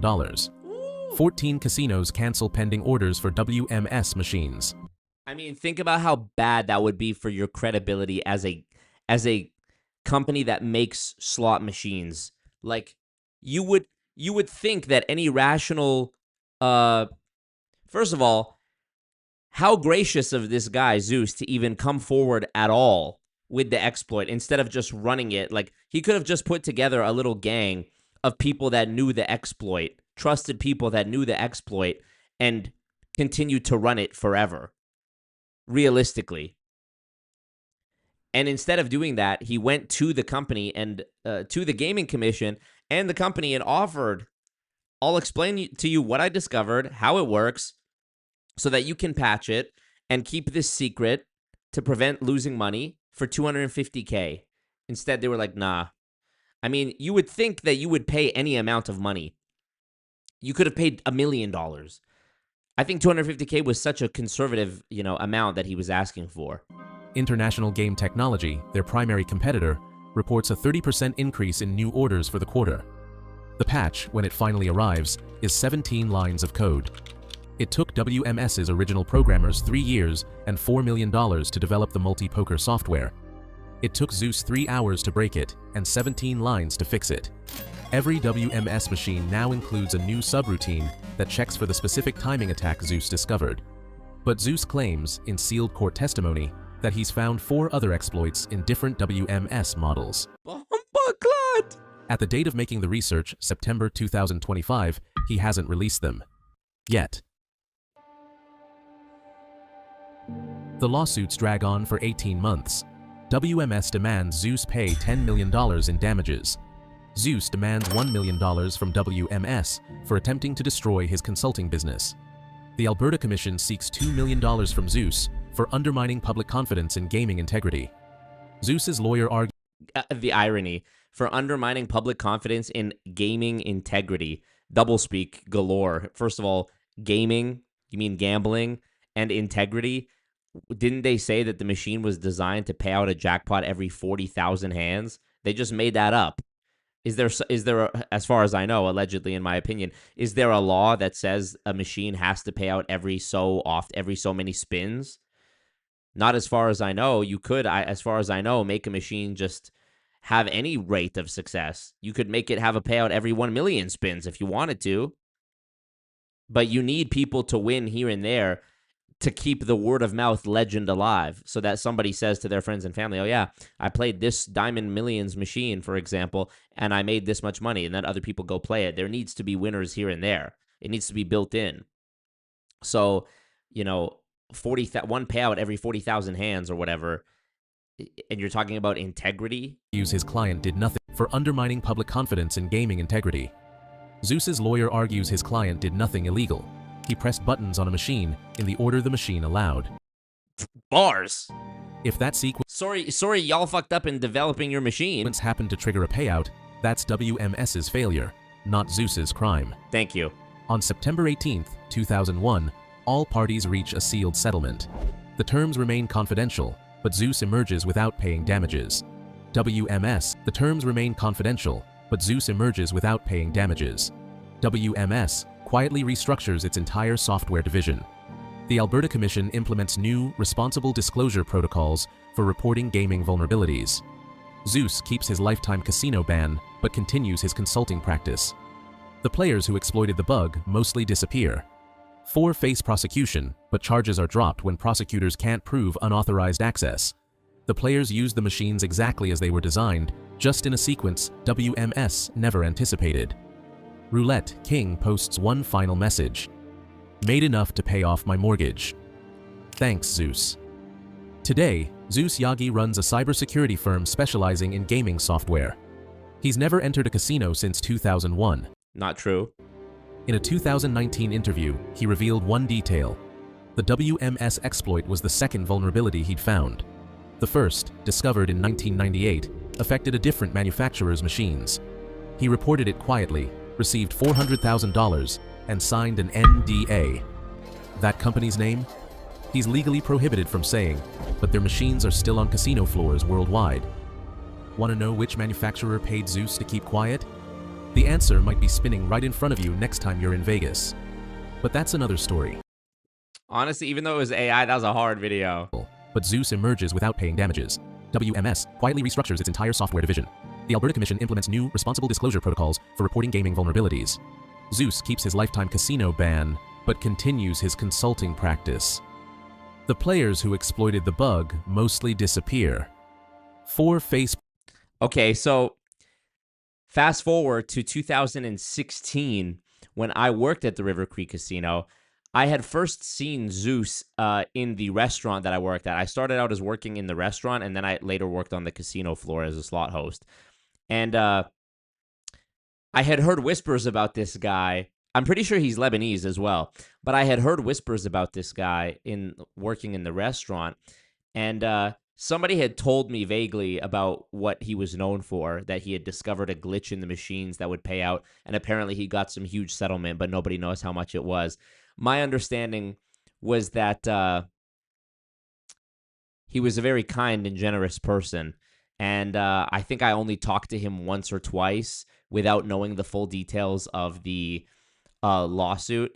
But yeah, long story short, it was settled quietly, which I guess WMS finally wised up and decided, okay, you know what, we've taken such a beating at this point.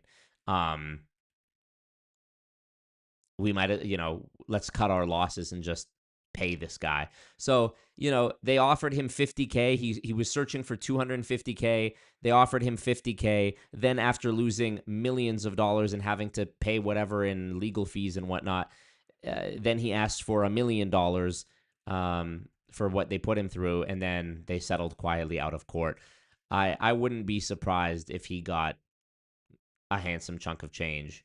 So yeah, shout out to Zeus. That was I don't recall ever seeing him actually gamble. I don't recall if I ever saw him actually play. But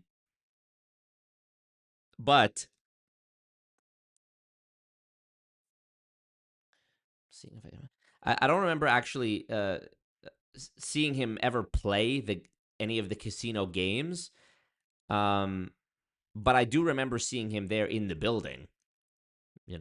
For sure in the restaurant. I know I seen him in the restaurant. But yeah. What an amazing. I mean, how would you figure that out? I would think without having without having access to like some sort of slot machine in your house or testing kit. I mean, in order to run this type of, what did they call it? Field. The screen freeze pressing 5 then 6 lucky streak. Edmonton discover December Yaga WM -23 machines. The elderly woman hunting. For 3 hours, Zeus has been executing what he calls field intrusion testing. Field intrusion testing, that was the term. In order to do field intrusion testing, wouldn't you have to just spend the money out of pocket in the machine in order to test out the different tactics? If that's the case, then yeah, interesting. But what a legend. What an absolute legend, Zeus. And what a name, too, if I was that company, I just can't imagine them saying no to him for $50K. He tells you, hey, I found an exploit. I'm not going to say what it is, but I found an exploit that anyone can run on your machines that can get them the maximum payout every single time they spin. And all I want is $250,000 to tell you what it is. And what can they do? It's their bad. Is it defamation for him to publish online that he discovered this? No, it's not untrue. It's not untrue. So, period. That's the end of it. He can prove it. He's documented it. It's verified. So,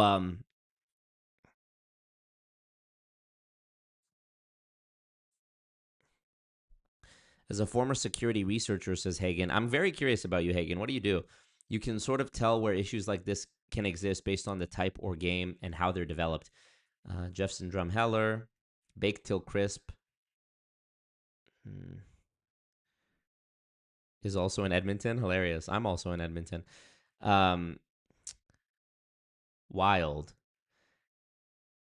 But what was I saying? Yeah, I mean, yeah, you're not going to find a picture of him on the net. But he was a bald guy, a little bit older gentleman. Pretty sure he was Lebanese as well. And yeah, he was a very nice guy. I just it was such a legend within the walls of the casino. You know, the story about Zeus. And yeah, I mean, it wasn't defamatory for him to post what he had found.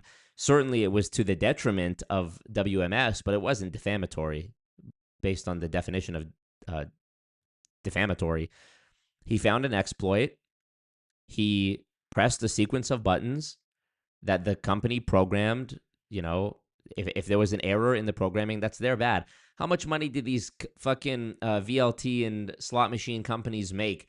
It's 1,000 billion% their bad if they rolled something out for public use, public consumption, that had an exploit that they didn't foresee. Don't you have a team of like engineers and testers and technicians and analysts and whatever to make sure that stuff like that doesn't happen, especially when it's a literal game that prints money? You know, it's a literal slot machine. If somebody found a way, you know, the video said that the machine was supposed to pay out the jackpot every 40,000 hands, right?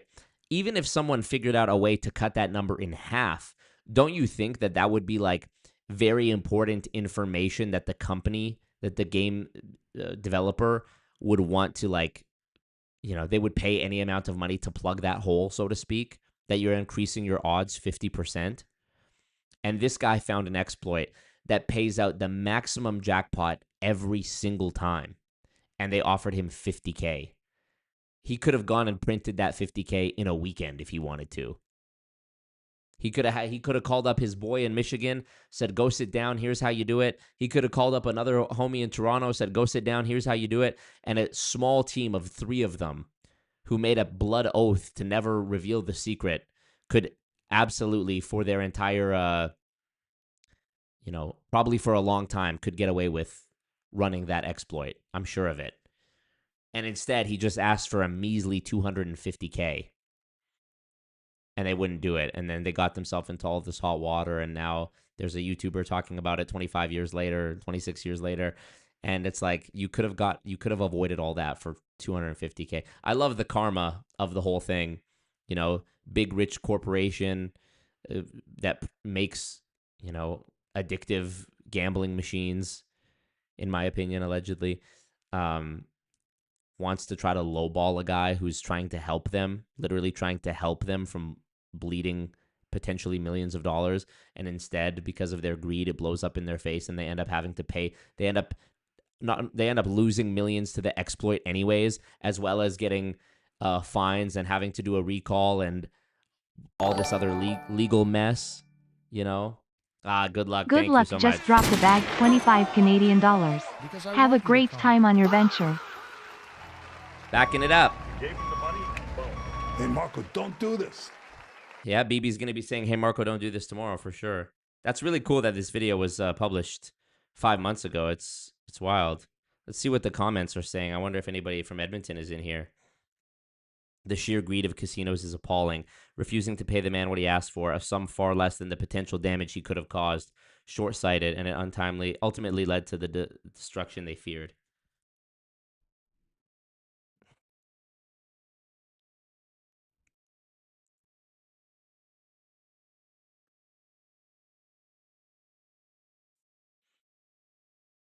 Edmonton represent.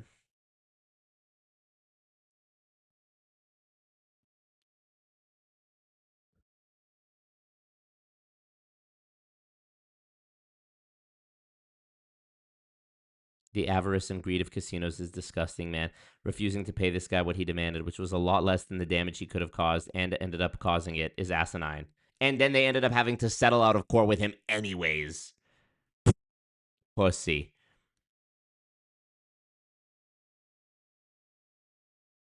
And he had 4 other exploits in his back pocket? Come on.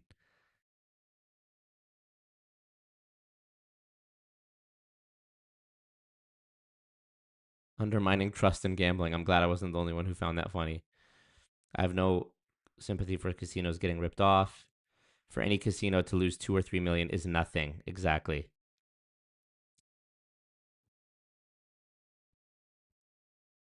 Plus, you never know. You never know how long. Like, we don't know how long Zeus collected his bag from the exploit before he went to them. Like, maybe he went to ask them for the 250K after he'd already got 250K. You know, we don't know. We don't know. But shout out to Zeus. Yeah, you're not going to find a picture of him online. I'm sure of it. I hope one of my lawsuits or all of my lawsuits end up in a legendary story like that anyways, where, you know, these evil entities suing me get what's coming to them, both financially and, you know, PR wise. Can you help me with something money wise? Can you help me with something money wise?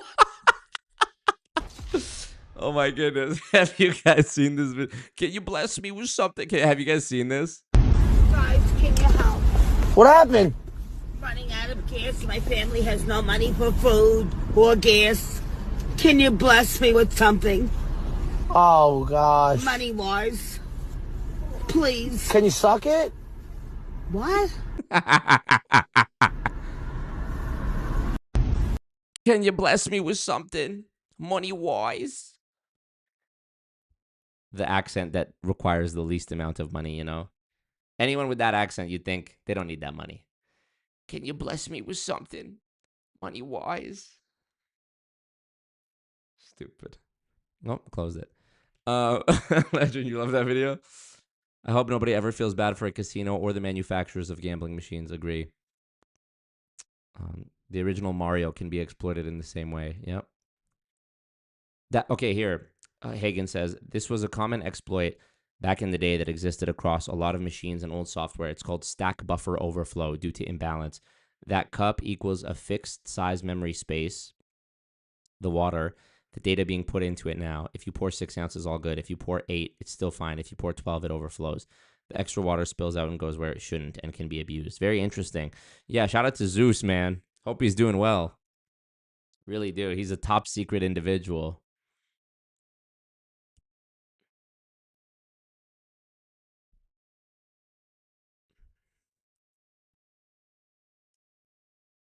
See, apparently he's done a podcast. 2009, he did a podcast. Let's see. See if I can find more about him.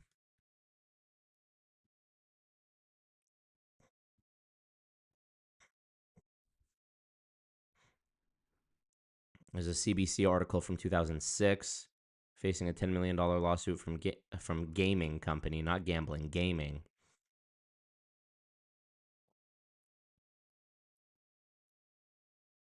And the fact that what was the name of the thing called? They got, what was it called? Search warrant, a rare form of citizen search. He was hit with a rare form of citizen search. Let me go to the Canley of this case. Canley, in case you guys don't know, Canley, Canlii, is a website where you can go and search the name of any lawsuit, basically. Like, you can go and search, for example, here I searched Yagi, or you can search here WMS, and it'll pop up with WMS v. Yagi 2003, 2005, and 2007, which are the years that decisions were rendered. So here, let me pull up one of these things here. Mac OS, screen, here. Okay. So here's one of the things. I want to find the name of this type of warrant. You can even do an AI like analysis of it. Let's see. I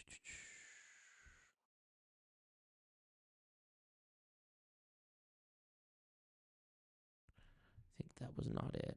It was one of these other decisions that. Here, let's check the 2003 one. AI analysis. Anton Pillar order. WMS Gaming sought and was granted an Anton Pillar order and an interim injunction to prevent Mr. Yegi from disclosing or using the exploit and to seize his computer equipment. I mean, that's totally not fair. Going into his home and stealing his computer equipment that could have been, rather seizing his computer equipment that, who knows, maybe he was using that for like work. And now you're like preventing him from working. This is like how this sneaky little ways the legal system can be used to destroy people and scare them and threaten them, you know? Anton Pillar order? Like, has anyone ever heard of anything like this?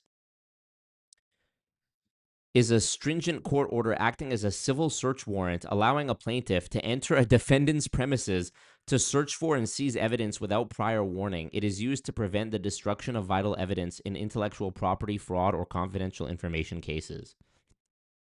What the fuck? Literally, what the fuck?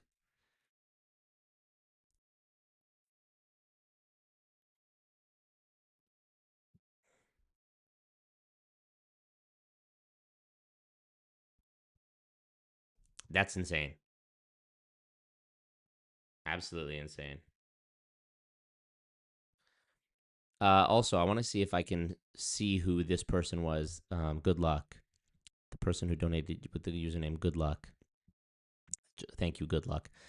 Really appreciate the support on this stream, y'all. I got a early flight tomorrow, so I got to bounce out of here. Been live for 3 hours. It's 10:18 p.m.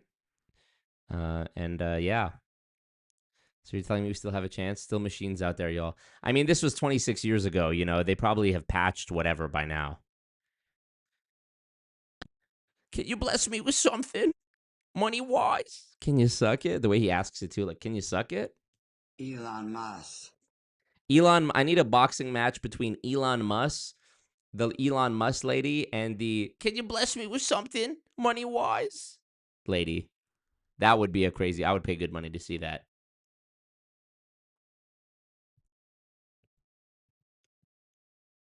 Elon Musk. My family wants a meeting with you. About what? I promise you a surprise. Okay. Get ready, Musk. Elon Musk. Like, who is this woman? What is the video? Elon Musk. What does it mean? My family wants a meeting with you. I promise you a surprise. Get ready, Musk. LOL, turning it into a Hopecore edit is fucking hilarious. Elon Musk woman. Ugly witch. Like, how rude, you know? Queen. Elon and I consider ourselves married already. Oh no, woman leaves husband for Elon Musk romance scam. Don't even let me get into this type of shit. Elon Musk. Honestly, sure. Why not? You brought this cringe upon yourself, though. Is this the trans daughter? Oh, I'm bored.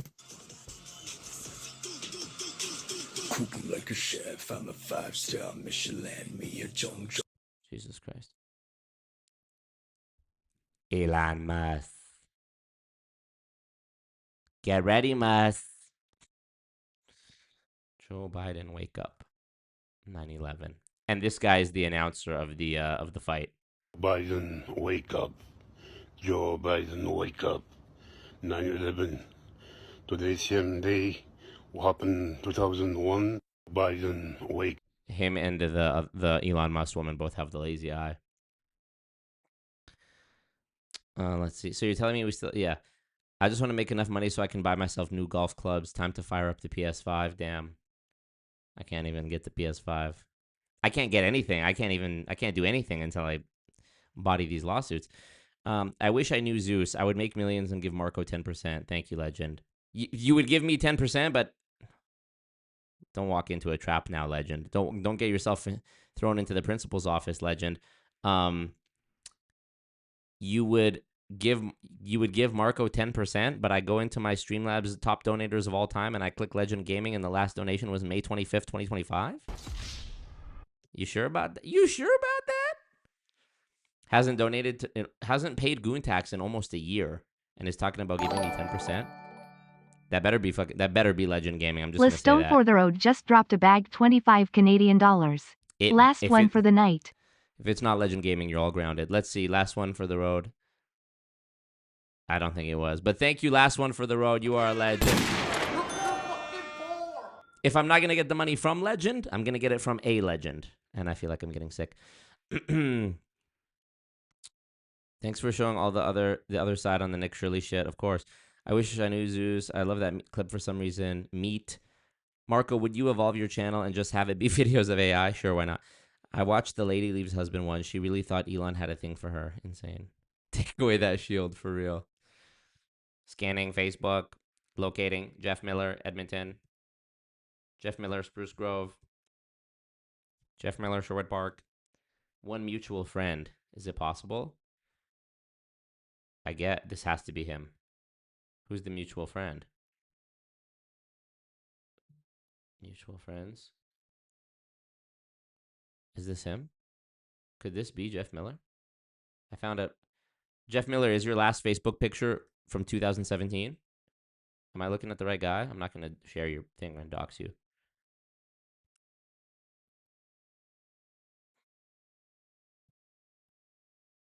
I do live in Spruce Grove. Do you know a guy named Brian? Last name starts with a C and is a musician. Oh, you're not on Facebook. Okay, never mind.